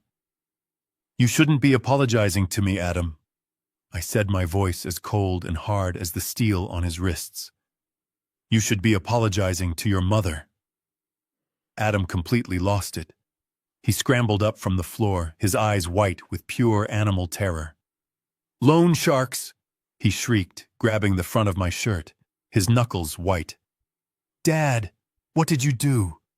What did you do? They're coming here. They'll kill us. They'll kill all of us. Shut up, Adam, Megan screamed. She wasn't panicking. Not yet. She was acting. She grabbed her expensive handbag from the counter, the one I'm sure was bought with stolen money, and bolted for the back door, the one leading to the garage where her Audi was parked. We have to go, she yelled at him. Now forget the money, we have to go. She fumbled with the deadbolt. It's too late, Megan, I said. My voice was calm. It echoed in the small, dark kitchen. Tonight was hell. But it was a hell of my own making. A hell I had arranged. I had spent the entire afternoon at Russo's office, and we weren't alone. Mr. Harrison, the CEO she had been robbing blind, was there. A man with cold, quiet eyes who did not like being stolen from. And 2 detectives from the white-collar division. Russo had laid out the whole timeline, the entire ugly story. Megan's embezzlement, the Monday audit, her escape plan meticulously documented in her own files, and then Adam's messy, violent gambling debt that was forcing their hand, turning their clean getaway into a frantic dash for cash. They knew she was a flight risk. They knew Adam was entangled with violent criminals. They weren't just going to send a patrol car to serve a warrant tomorrow. They were going to bring them both down all at once. Tonight. Megan finally got the deadbolt undone. She ripped the door open, ready to make a run for the garage, ready to flee. And she stopped. Dead. 2 men were standing on the back porch, silhouetted against the dim motion sensor light. They weren't loan sharks. They were tall, wearing suits, their hands resting loosely at their sides. They didn't look like they were in a hurry. Mrs. Megan Carter, one of them said. His voice was polite but firm, carrying clearly into the kitchen. We're with the county police. We need you to please step back inside the house. She didn't move. She just froze, her hand still gripping the doorknob.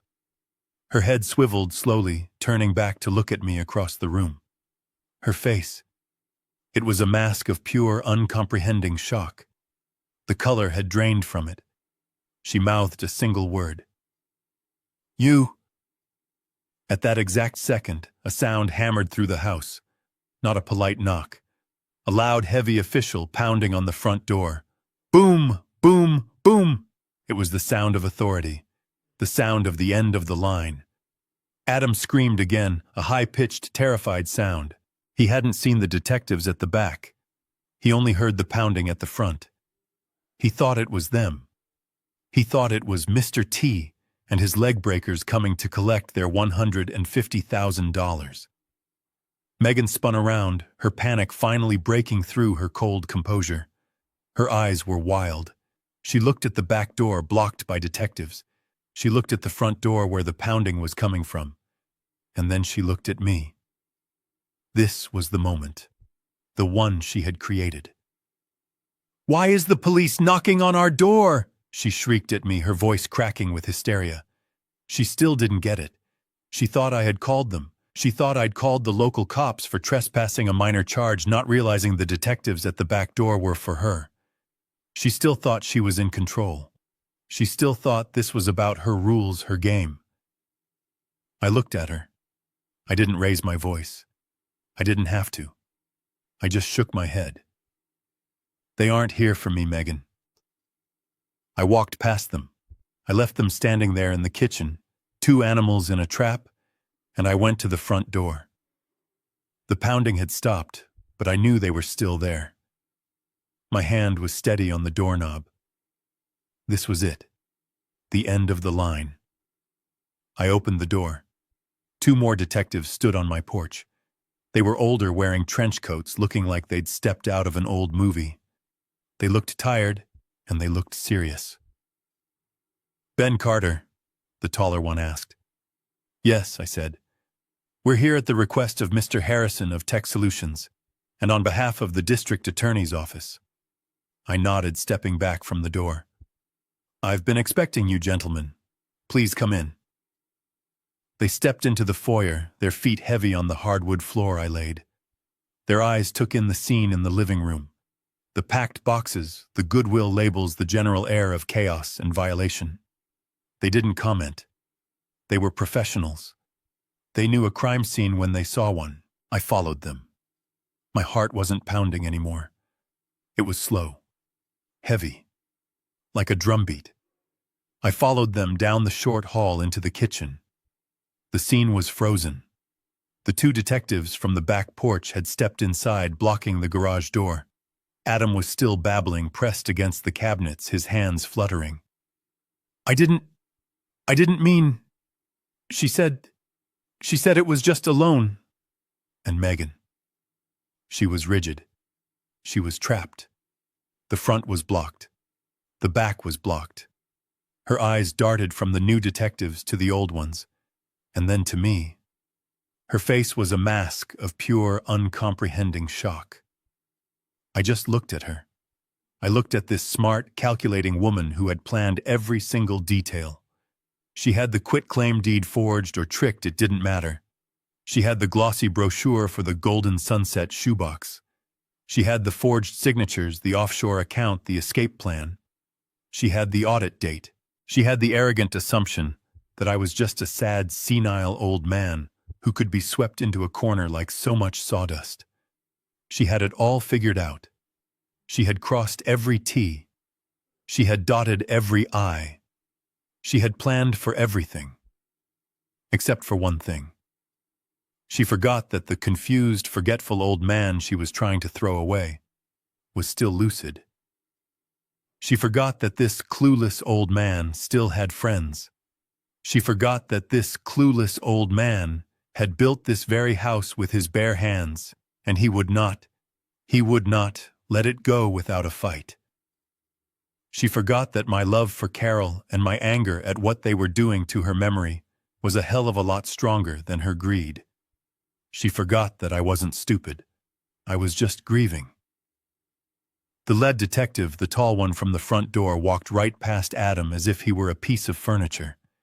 His eyes were locked on Megan. He stopped about 3 feet in front of her. "Mrs. Megan Carter," he said again. His voice was not loud. It was heavy. It filled the entire kitchen. She just stared at him, her chest heaving, those calculating wheels in her mind finally grinding to a halt, smoking and seizing up. "You are under arrest," he said the words clean and sharp, "for felony embezzlement, wire fraud, and suspicion of money laundering."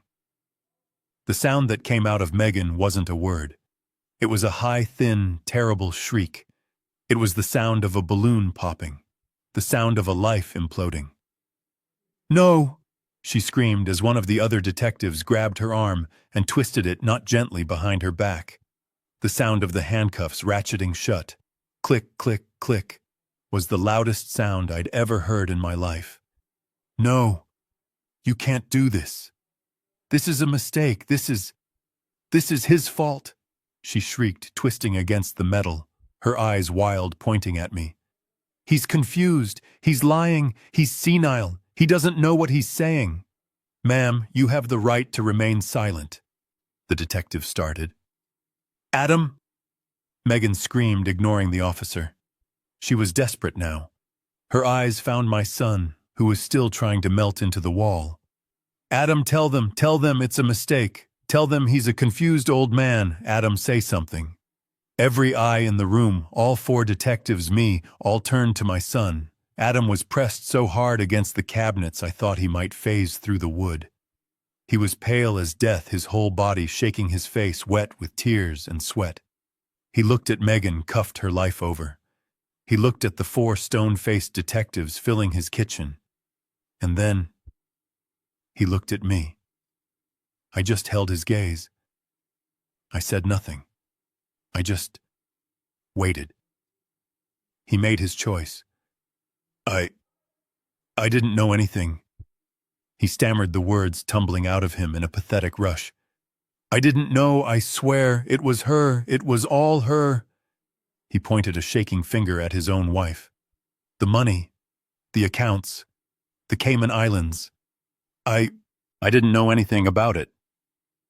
She handles all the finances. I just thought we were getting a loan for the house. I swear to God, it was all her. Megan stopped struggling. She went completely, utterly still.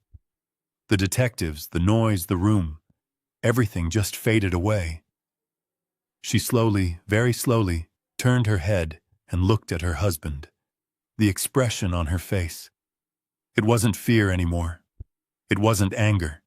It was a look of such pure, cold, venomous hatred that I almost took a step back. You coward! She spat, her voice a low, terrifying hiss. You weak, pathetic coward! Adam actually seemed to relax for a second. I watched the tension drain out of his shoulders. He thought he'd done it. He thought that by throwing his wife under the bus, he'd saved himself. He turned to the detectives, the tall one, the one in charge. He tried to muster up some pathetic shred of dignity, wiping his tear-streaked face with the back of his hand. Officers, I'm a victim here, he stammered, gesturing toward me. Just as much as he is. She handles all the finances. I had no idea about any of that. That Cayman stuff. I just thought we were getting a loan on the house. She lied to both of us. I'm a victim too. He was actually trying to align himself with me after everything. He was still talking when another man stepped forward. This one wasn't wearing a suit. He was younger, wearing a tactical vest over his polo shirt, and he had a different kind of energy. He hadn't been with the first group. He'd clearly come in from the back porch. He had a quiet, dangerous feel about him. He looked past Megan, past the white-collar detectives, and he zeroed in on my son. Adam Carter, the new officer asked. His voice wasn't like the other detectives. It was sharp. Adam, still in the middle of his victim speech, looked confused, annoyed even at being interrupted. Yes, he answered, his voice weak. The officer pulled his own set of handcuffs from his belt. Sir, you are under arrest. Adam's face just broke. What? No, I just told you I'm the victim. She did it. I'm cooperating. Sir, you're under arrest, the officer continued, as if reading from a script, for conspiracy to commit wire fraud.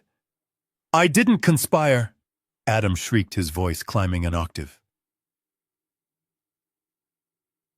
Felony elder abuse and financial exploitation. And we also have a warrant related to your involvement with illegal gambling and loan sharking operations. I hadn't even known that was coming. It turned out Russo and Harrison hadn't just called the white-collar guys.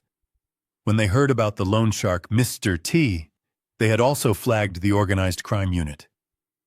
And when that unit started digging into Mr. T, Adam's name wasn't just on the list. It was at the top of the list. They weren't just after him for the money. They were building a racketeering case, and Adam was their star witness, whether he liked it or not. The police hadn't just come for Megan. They had come for everyone. They had hit the whole operation in one coordinated sweep. Adam's eyes went wide. Elder abuse, no. That's my father, he yelled, pointing at me as if I were his alibi. I wouldn't abuse him. The tactical officer didn't blink. He just stepped forward, grabbed Adam's arm, and in one smooth, practiced motion, spun him around, pushing him against the kitchen counter right next to the sink. "You knowingly—" The detective said, his voice hard, right in Adam's ear. "Allowed your father, a grieving senior, to be tricked into signing away his primary residence. You participated in a plan to have him forcibly removed and institutionalized, all so you could leverage his property to pay your illegal gambling debts." He wrenched Adam's arms behind his back. "That, sir," he grunted, "is the literal definition of financial exploitation of a vulnerable adult." The officer yanked Adam's hands behind his back. The sound, click, click, click, of the second set of handcuffs ratcheting shut echoed in the kitchen. My son, in handcuffs. His face was pressed against the stainless steel sink, the one Carol had picked out. He looked at me. His face, which had been pale with fear, was now slick with tears of pure panic. The reality of what was happening had finally hit him. He wasn't just in trouble with his wife. He wasn't just in trouble with a loan shark. He was in trouble with the law. He was going to jail. "Dad," he wailed, his voice cracking, turning into the cry of a terrified little boy. "Dad, please, don't let them do this. Tell them it was a mistake, Dad. I'm sorry. I'm so sorry. Please, Dad." I just stood there in the doorway of my kitchen. I looked at the man who was my son, the boy I had taught to fish, the boy I had carried on my shoulders. I saw the wreckage of my bedroom upstairs. I saw the boxes marked Goodwill. I saw the glossy brochure for the Golden Sunset shoebox. And I felt nothing. Just a vast, cold emptiness. I looked at him, cuffed, sobbing, being pushed toward the door by the second team. "You shouldn't be apologizing to me, Adam," I said, my voice as cold and hard as the steel on his wrists. "You should be apologizing to your mother." The front door closed. The sound of their cars, the police cruisers, faded down the street. And then, silence. The same crushing, absolute silence that had haunted this house for 8 months. But this was different. This wasn't the silence of grief. It was the silence of emptiness. Of a storm having passed, leaving only the wreckage behind. The police had been there until almost 3 a.m. They asked me questions. I answered. They took photos. They put a long, ugly strip of yellow tape across Megan's home office door, the one that used to be a spare bedroom. "Crime scene. Do not cross." It looked absurd, tacked onto the pale blue wallpaper Carol had picked out. And then they left. They took Adam and Megan in separate cars. I watched the red and blue lights flash against the houses across the street, painting my neighbor's windows, before finally disappearing around the corner. I was alone. I hadn't slept. How could I? I sat at my kitchen table. The same table where Adam had wept on the floor, and Megan had snarled like a cornered animal.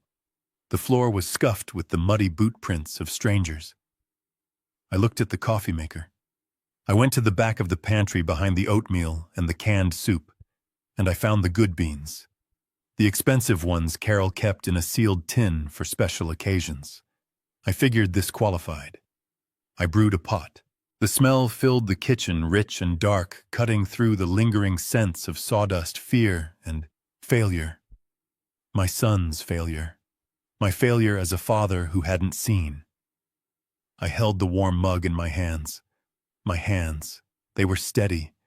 For the first time in what felt like a year, they were perfectly steady. I had survived. I had taken back my home. Russo had called me while the police were still here, his voice gruff, wired on adrenaline and coffee. "It's done, Ben. The civil suit is a formality now. The injunction will be filed by 8 a.m. The house is yours." It was my house. I looked at the wreckage, the splintered floors upstairs, the boxes marked Goodwill. My house. It felt violated. I took a sip of coffee. It was hot, black, and bitter. It was perfect. I was just starting to think about what I'd do first, call a cleanup crew, or just light a match when I heard it. A knock on the front door. I froze my mug halfway to my lips.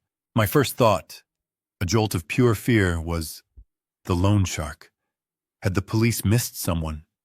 Had Adam's call for help somehow been real? I put the mug down. The knock came again. Rap, tap, tap. It wasn't the heavy pounding fist of the detectives. It wasn't the frantic, desperate sound of a man in trouble. It was a cheerful, rhythmic, almost perky knock. I got up slowly, my joints aching. Who now?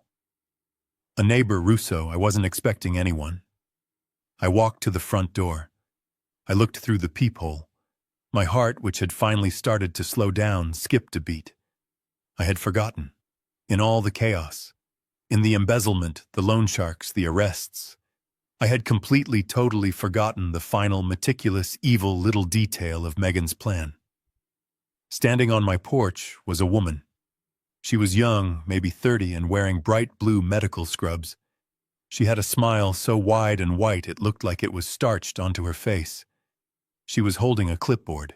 Behind her on the walkway, 2 men in matching blue uniforms stood next to a clean white van. On the side of the van, in cheerful looping script, were the words, Golden Sunset Senior Community. They were here. The van. The one Megan had ordered. They were here to take me away. I actually almost laughed. The sheer, cold-blooded efficiency of that woman. Even from a holding cell downtown, her evil little plan was still chugging along right on schedule. I opened the door. "Good morning," the nurse chirped. She was radiating a level of professional perkiness that was almost terrifying. "Mr. Ben Carter." "I am," I said. "Wonderful. I'm Nurse Patty. We're from Golden Sunset. We are so excited to have you join our community." She looked down at her clipboard. "My goodness, we're all set. Mrs. Carter, your lovely daughter-in-law, arranged everything. She was so worried about you. We're just here to help you with the transition. The van is all ready for you and your personal belongings." Her smile faltered just a bit as she peeked over my shoulder into the living room. She saw the stacks of cardboard boxes marked Goodwill. She saw the overturned end table, the bare walls. "Oh my," she said, her voice dropping to a low, concerned whisper. She stepped a little closer, lowering her voice as if I were a frightened animal. "Oh, you poor dear. It looks like Mrs. Carter was right. You really are having a hard time managing on your own, aren't you?" She looked past me toward the stairs where the splintered oak floorboards were visible from the landing. "Oh my goodness. This place is just... It's not safe for you, is it?" She gave me a look of profound professional pity. "Don't you worry one bit, Mr. Carter. That's why we're here. We're going to take you to your new home. It's clean, it's safe, and the food is wonderful. Our 2 attendants, Mark and Gary, will just come in and help you with your things, and we'll have you settled in before lunch." She was so sure, so confident. She was here to save the confused old man from himself. I looked at her bright, smiling face. I looked at the 2 attendants who were already reaching for the handles on a gurney in the back of the van. I looked at the van, my Golden Sunset hearse, and I started to laugh. It wasn't a sad laugh. It wasn't an angry laugh. It was a deep, genuine belly laugh. It felt so good it almost hurt. Nurse Patty's smile faltered. She looked genuinely confused now. Mr. Carter, are you all right?" I wiped a tear from my eye. "Patty," I said, catching my breath, "I appreciate you coming all this way. I really do. But I'm afraid there's been a small change in plans. A change, but Mrs. Carter confirmed the transport just yesterday afternoon. She paid the deposit and everything." "Yes, I'm sure she did," I said, leaning against the doorframe, my coffee mug still in my hand. "But you see, Mrs. Carter isn't going to be able to... Well, she won't be able to confirm anything for a while. She's indisposed." Indisposed? Patty asked, her clipboard lowering. Is she ill? Would we send a car for her? No, nothing like that, I said, taking another pleasant sip. She's being detained at the county jail for embezzlement and fraud and a few other things.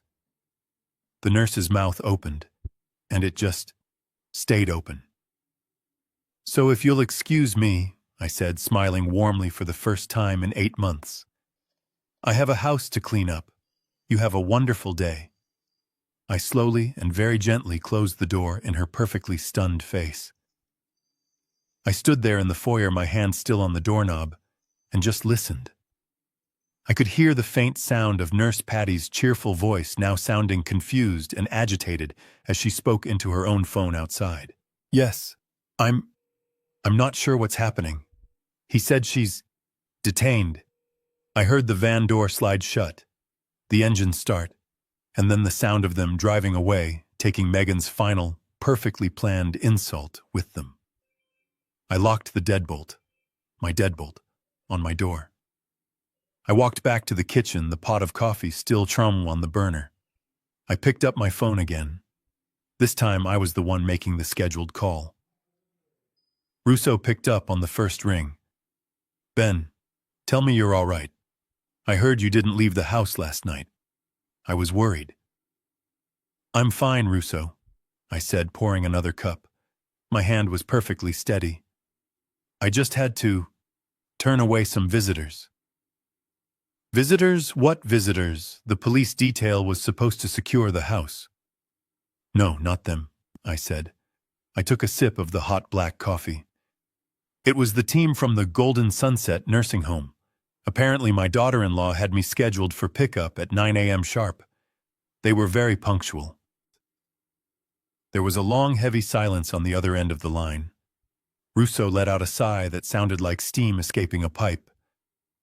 My God, Ben, that woman, she's not just a snake.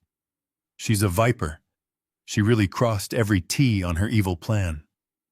She was thorough, I agreed. What's the status on our end? We filed, Russo said, his voice all business again.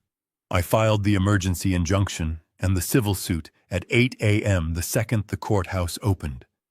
We're petitioning for an immediate nullification of the quitclaim deed citing felony fraud and exploitation of a vulnerable adult. With the criminal charges Harrison is pressing and the evidence you provided, no judge is going to let this stand. We'll have a temporary order by this afternoon, and the deed will be reversed and back in your name free and clear probably within the week. Good, I said. That's good. You just sit tight, Ben. Don't talk to anyone. The police will be back to get a final statement. Just rest. You've been through hell. I hung up the phone. Rest. It sounded like a foreign word. I picked up my coffee mug and started to walk. I just walked through my house. The house I built. I went into the living room, navigating around the cardboard boxes. Goodwill. My entire life reduced to a tax write-off for them. I touched the box containing Carol's reading chair. I could still see her there, curled up with a book, her feet tucked under her, looking up at me and smiling when I'd bring her a cup of tea. Now that memory was tainted. I could only see Megan's handwriting scrawled on the side like graffiti. I went upstairs. I had to see it. I stood in the doorway of our bedroom. The construction crew had done a lot of damage in just a few hours. The beautiful oak floors were a splintered wreck. The drywall was gouged where they'd been careless with their tools. The pile of our furniture draped in that filthy plastic looked like a funeral pyre. This was where I had held Carol's hand as she took her last breath. This was sacred ground.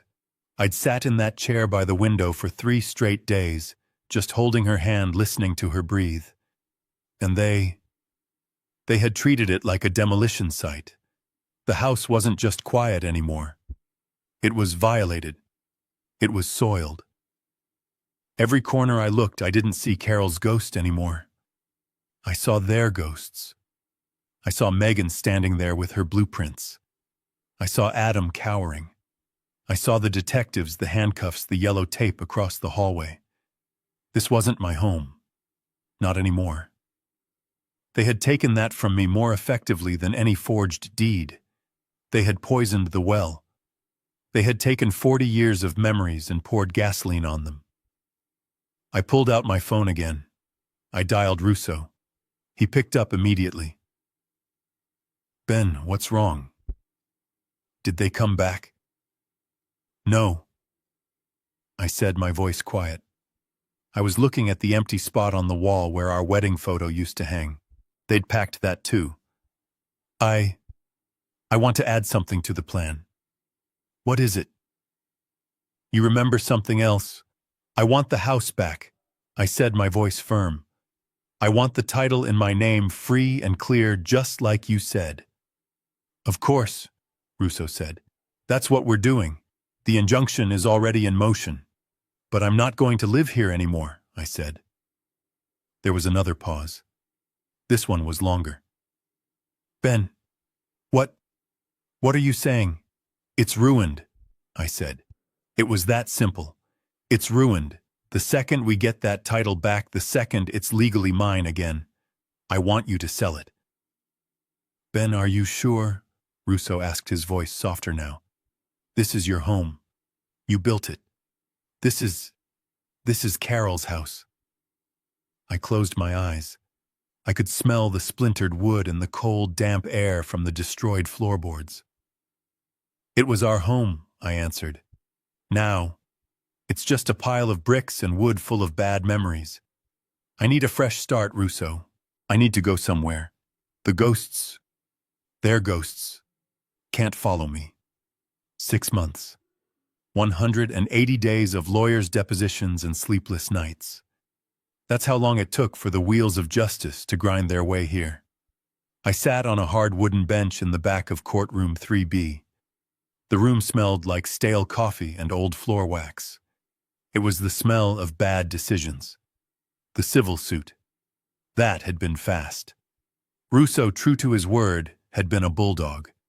He'd filed the emergency injunction that very same Friday, less than 24 hours after I'd hired him.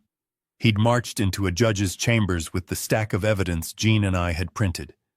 The quitclaim deed, the Cayman Islands bank statements, the email about the Monday audit, the threats from the loan shark, the Golden Sunset reservation. The judge, a no-nonsense woman named Alvarez, hadn't even let Megan's hastily hired lawyer finish his first sentence. She'd called the quitclaim deed unconscionable and a predatory act against a grieving senior. She'd nullified the transfer on the spot. The house was already legally mine again. That part was over. But this was the criminal trial. This wasn't about property. This was about the crime. I looked at her. Megan. She was sitting at the defendant's table next to a tired-looking public defender. The woman who had stood in my kitchen like a queen, her eyes flashing with cold fire. She was gone. The Megan sitting there now. She looked small. She'd aged 10 years in those 6 months in the county jail, unable to make bail. Her expensive highlights were grown out, her roots a dull, lifeless brown. The sharp tailored blazers were gone, replaced by an ill-fitting gray suit that hung off her shoulders. The arrogance, the smug superiority, the plastic smile, all of it had been burned away. All that was left was a dull, hollow fear. Adam wasn't sitting with her. He was on the other side of the courtroom near the prosecutor's table, sitting behind them, his shoulders hunched. He'd turned on her. Of course he had. The moment the detectives laid out the case, the embezzlement, the fraud, the racketeering charges, they were connecting to the loan shark. Adam had done what Adam always did. He'd found the path of least resistance. He'd taken a plea deal. He pleaded guilty to conspiracy to commit fraud and to the felony charge of financial exploitation of an elder. In exchange for that plea and for agreeing to testify against his own wife, he was getting a reduced sentence. He had sung like a canary. I'd had to sit here in this same courtroom 2 months ago and listened to my son describe in pathetic detail how Megan had manipulated him, how she had come up with the plan for the deed, how she had handled all the money. He cried on the stand. He painted himself as a victim, too. Maybe he was. Maybe they were just two vipers eating each other. The jury had found Megan guilty on all counts last week. Today was just the sentencing. The judge, the same Judge Alvarez from the civil case she had requested the criminal trial as well, was reading from a stack of papers. A profound and calculated breach of trust, the judge was saying, looking at Megan over her glasses. Her voice was sharp and left no room for pity. This was not a crime of passion or a single lapse in judgment. This was a meticulous, predatory campaign against two separate victims. Your employer who trusted you with their finances, and your own family who trusted you with their home and their heart. She sentenced her first. On the count of felony embezzlement, this court sentences you to a term of no less than 7 and no more than 10 years in the state correctional facility. 7 to 10 years. Megan just wilted. She made no sound. She didn't gasp. She didn't cry. She just seemed to collapse in on herself as if her spine had dissolved. Then the judge turned to Adam. "Mr. Carter, please rise." Adam stood, his body shaking so hard I could see it from the back row. "Your actions were in many ways just as monstrous. You betrayed the trust of the man who raised you. You stood by and allowed this violation, to happen in his darkest hour of grief. That this court finds is despicable." Adam was openly weeping, now his shoulders shaking. "However," the judge continued, "you have taken the first step toward responsibility. You have admitted your guilt. You have cooperated fully with the prosecution against your co-conspirator. Therefore, this court sentences you to 3 years suspended. You will serve 5 years of formal probation. You will pay restitution to your father for all damages as calculated by the civil court. You will complete 1,000 hours of community service, and you will attend mandatory counseling for your gambling addiction. Do you understand me?" "Yes, Your Honor." Adam sobbed, his voice cracking. "Yes, thank you, thank you." A marshal moved toward Megan, touching her elbow to tell her to stand. She rose like a puppet, her face blank numb. The marshal put the cuffs on her, and as they led her past the bar, her eyes found mine. The numbness vanished. Her face twisted into a mask of pure, ugly rage. "You," she hissed, her voice cutting through the quiet courtroom. "You did this. You destroyed my family. You destroyed my life." The marshals tugged on her arm, but she wouldn't move, her eyes locked on me.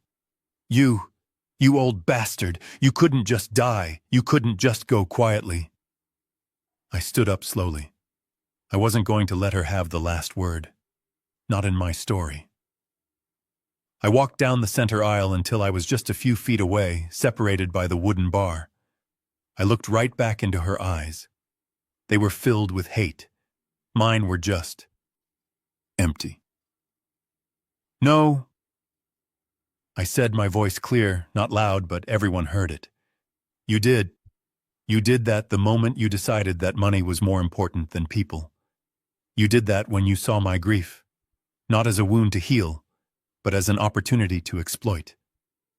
You destroyed yourself, Megan. You just didn't realize it until today." She spat. The marshal pulled her hard this time, and she stumbled, disappearing through the side door. It was over. I felt a hand on my arm. I turned. It was Adam. He was standing there, his suit rumpled, his face slick with tears. He was free. He wasn't in handcuffs. "Dad," he started, his voice thick, choking. "Dad, I don't know what He was searching for something. Forgiveness. Absolution. For me to say, "It's okay, son, we can fix this." But I couldn't. The well was dry, and I just held up my hand. A simple gesture, palm out. It stopped him cold. He looked at my hand, then at my face. His lips trembled. "Dad, please. Can't we?" "Don't, Adam," I said, my voice flat, exhausted. "Just don't. You have 5 years of probation. 5 years to figure out how to be a man. Go. Use them. Fix your life." But you're my father." "And you're my son," I said. "And look what we've done." I took a step back. "Don't call me Adam. If you ever truly fix yourself, you'll know where to find me. But until then, don't call me." I turned my back on my son, and I walked out of the courtroom alone into the bright, cold sunlight. 1 year later. I stood on a balcony, a warm, gentle breeze ruffling my hair. I wasn't in Michigan. I wasn't in that courtroom. I was in Florida, looking out over the Atlantic Ocean. The water was a shade of blue I'd only ever seen in magazines. After the trial, after I walked out of that courthouse and left my son standing there, I never went back to the house on Willow Creek Drive. I couldn't. Russo, my lawyer, handled everything. He hired a crew to clear out the mess. They threw away the construction debris. They separated the junk. And they found my boxes, the ones marked Goodwill. They saved Carol's armchair. They saved my model trains. But I told Russo to sell it all. The furniture, the house, everything. It sold in a week. Even with the damaged floors, the market was high. The house I'd built, the land I owned, it was worth a lot more than I realized. So I left. I packed 2 suitcases, put Carol's armchair in storage, and I drove south until the snow turned into sunshine. I bought this condo. It's not a house. It's small, modern, and clean with a big balcony that overlooks the sea. It's a place with no ghosts. The air here is warm. The silence isn't the heavy, grieving silence of the old house. It's a peaceful silence filled with the sound of the ocean and the cry of seagulls. I can fish every single day right off the pier. I usually throw them back. It's not about the catching. It's about the waiting. It's about the peace. I even joined a club, a volunteer woodshop down at the community center. It's run by a bunch of old carpenters and mechanics like me. We call ourselves the Sawdust Brigade. We make wooden toys, simple things, trucks, dolls, little boats. We donate them to the Children's Hospital down in Miami. It feels good. It feels like building instead of breaking. It feels like using my hands for what they were meant for. Creating something solid. Something good. I was standing on that balcony holding a check. I'd been holding it for an hour, just looking at the number. It was a big number. It was the last of the money from the sale of the house after buying this condo, after paying Russo his well-deserved fee. It was the remainder of my old life. I walked inside to my small desk, the one that looked out over the water. I picked up a pen. It wasn't a cheap pen. It was a good heavy one. I'd bought it last week. I signed my name, Ben Carter, on the signature line. It was a donation, a large one, to a legal aid foundation that specialized in one thing, and one thing only, helping seniors who were victims of financial elder abuse. I wrote in the memo line, my handwriting clear and steady, the Carol Carter Memorial Fund. I folded the check, slipped it into the waiting envelope, and sealed it. It felt right. It felt like the last board sliding into place. It felt finished. I picked up my coffee mug. The sun was warm on my face, streaming through the sliding glass door. And then my phone rang. It buzzed on the glass table, an unfamiliar number. I didn't get many calls. I didn't know anyone here really outside of the woodshop. I picked it up and... Hello? A pause. A long pause. I could hear breathing on the other end. Faint, shaky. And the sound of machinery, a saw, maybe in the distance. I almost hung up. Dad. The voice. I almost didn't recognize it. It was my son, but it wasn't the weak, whining voice of the boy in the kitchen. It wasn't the sobbing, pathetic voice of the man in the courtroom. This voice was different. It was deeper, quieter, tired. I hadn't spoken to him in a year, not since I'd walked away from him at the courthouse. I hadn't taken his calls. I hadn't answered his texts. I sat down. My hand gripped the coffee mug. Adam. It wasn't a question. It was just a statement. Another long silence. I could hear him struggling to find the words. Dad, he said again. I know you said not to call, but I'm working. At a lumber yard. Out west. In Oregon. A lumber yard. Not a consulting business. Not an investment scheme. A real job. It's hard work, he said, his voice quiet. It's really hard. Heavy. The pay is low. I'm just a laborer. I stack lumber all day. I didn't say anything. I just listened. I looked out at the ocean. I just wanted to say. His voice cracked just once, but he caught it. He cleared his throat. I'm sore. Every night. My hands, they're all calloused. They bleed sometimes. He paused. I just wanted to say I get it now. I finally understand how hard you worked.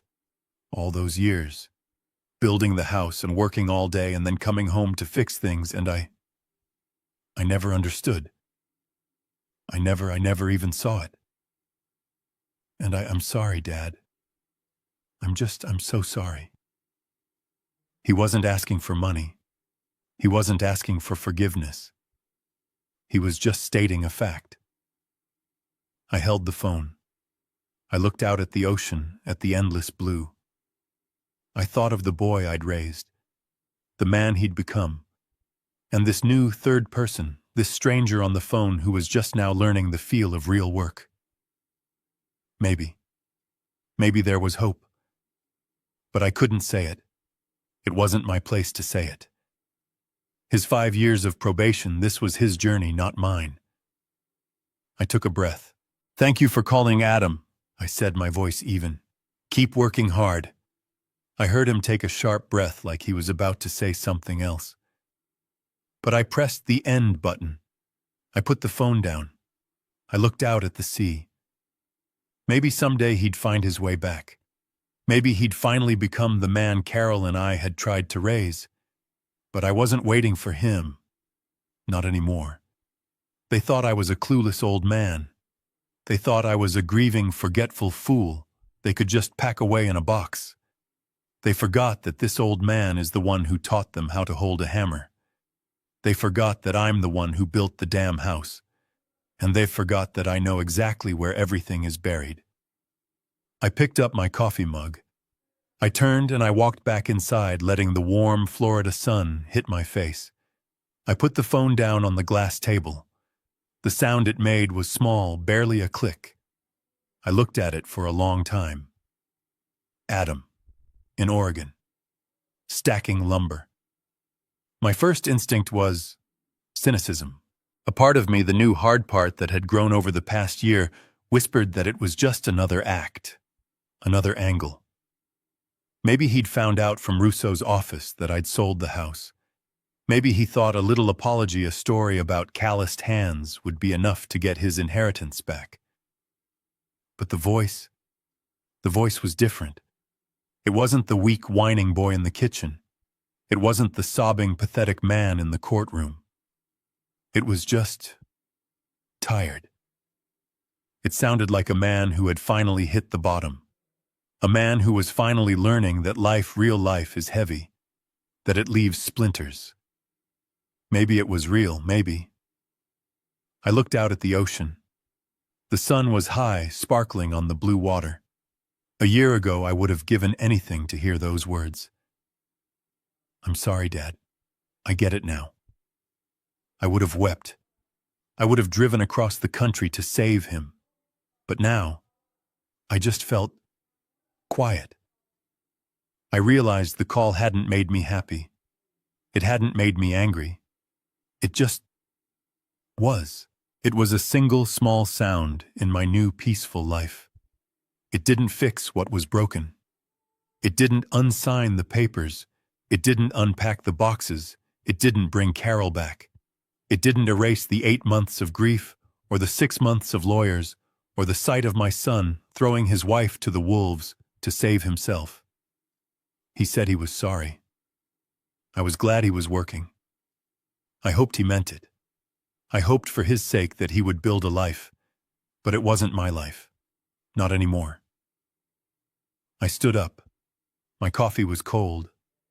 I dumped it in the sink and grabbed my keys. I spent the afternoon where I spent most of my afternoons, at the community center in the woodshop. The Sawdust Brigade, we called ourselves. It was a big, airy room that smelled like pine and cedar and machine oil. It was the best smell in the world. It was the smell of my entire life before everything. I was working on a small wooden dump truck, sanding the edges smooth, making sure no little fingers could get a splinter. My hands, which had been so steady on the phone, were just as steady on the wood. This felt real. This felt honest. "You're in a good mood, Ben," a voice rumbled next to me. It was Frank. He was 82, a retired Navy engineer, and he was in charge of the wheels. "You're smiling. You haven't smiled like that all week." I paused my sanding. "I guess I'm not Frank. I was just thinking." "Good thoughts or bad thoughts?" he asked, not looking up from the tiny axle he was drilling. "Just thoughts," I said. "About how things turn out. How you can think you know someone, and then you find out you never knew them at all." Frank grunted. "Usually that's what we say about our kids, or our spouses." "Both," I said. Frank finally stopped his drill. He looked at me over his safety glasses. "Yeah, that's a rough hand. But you're still here, Ben. You're still making the toys." He tapped the wooden truck in my hands. "You're still building. That's all that matters. The rest is just noise." He was right. I went back to sanding. The smooth, repetitive motion.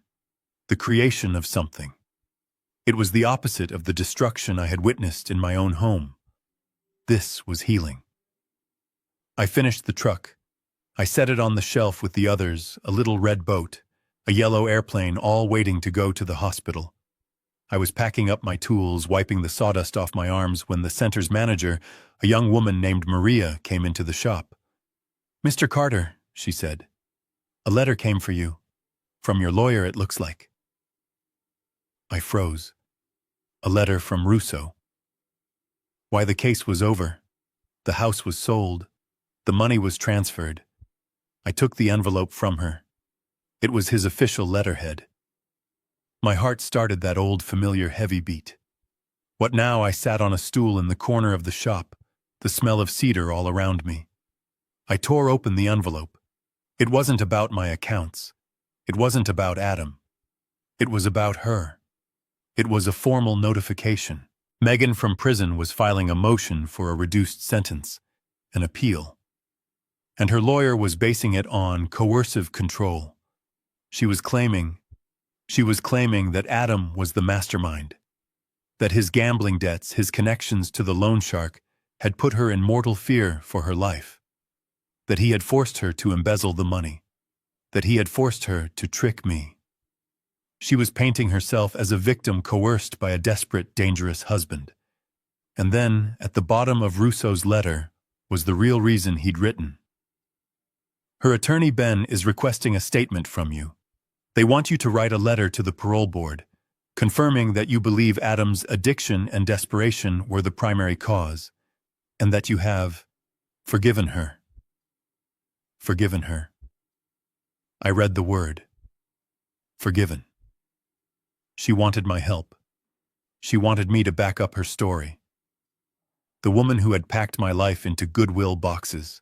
The woman who had shrieked, "Why couldn't you just die?" I looked at the letter. I thought about Carol. I thought about the golden sunset van pulling up to my curb. I thought about Adam's phone call about his calloused hands. I didn't feel rage. I didn't feel anger. I just felt tired. I stood up. I walked across the wood shop past Frank, who was busy painting a set of wheels. I walked to the big metal trash can in the corner, the one filled with sawdust and wood scraps. I held the letter over the opening, and I let it go. I watched it flutter down onto a pile of pine shavings. I was done.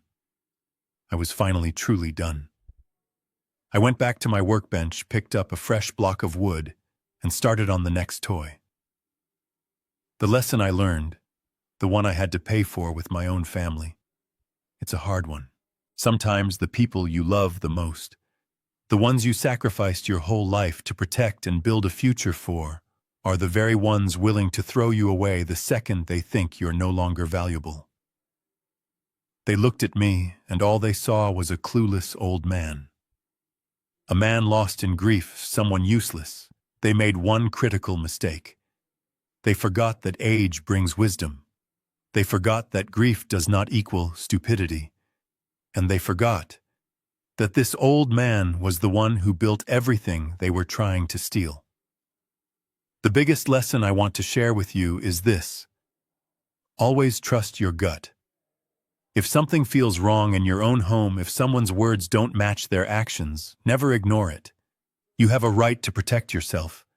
Setting boundaries even with your own children, your own spouse, that isn't being cruel. That is self-respect. Don't you ever let your kindness be mistaken for weakness. Sometimes the toughest action, like calling a lawyer, like exposing the truth, is the absolute kindest thing you can do for yourself. They thought they had buried me, but they forgot. I was the one who taught them how to hold a hammer. If my story touched your heart, let me know by hitting that like button. And you, what city are you watching this story from?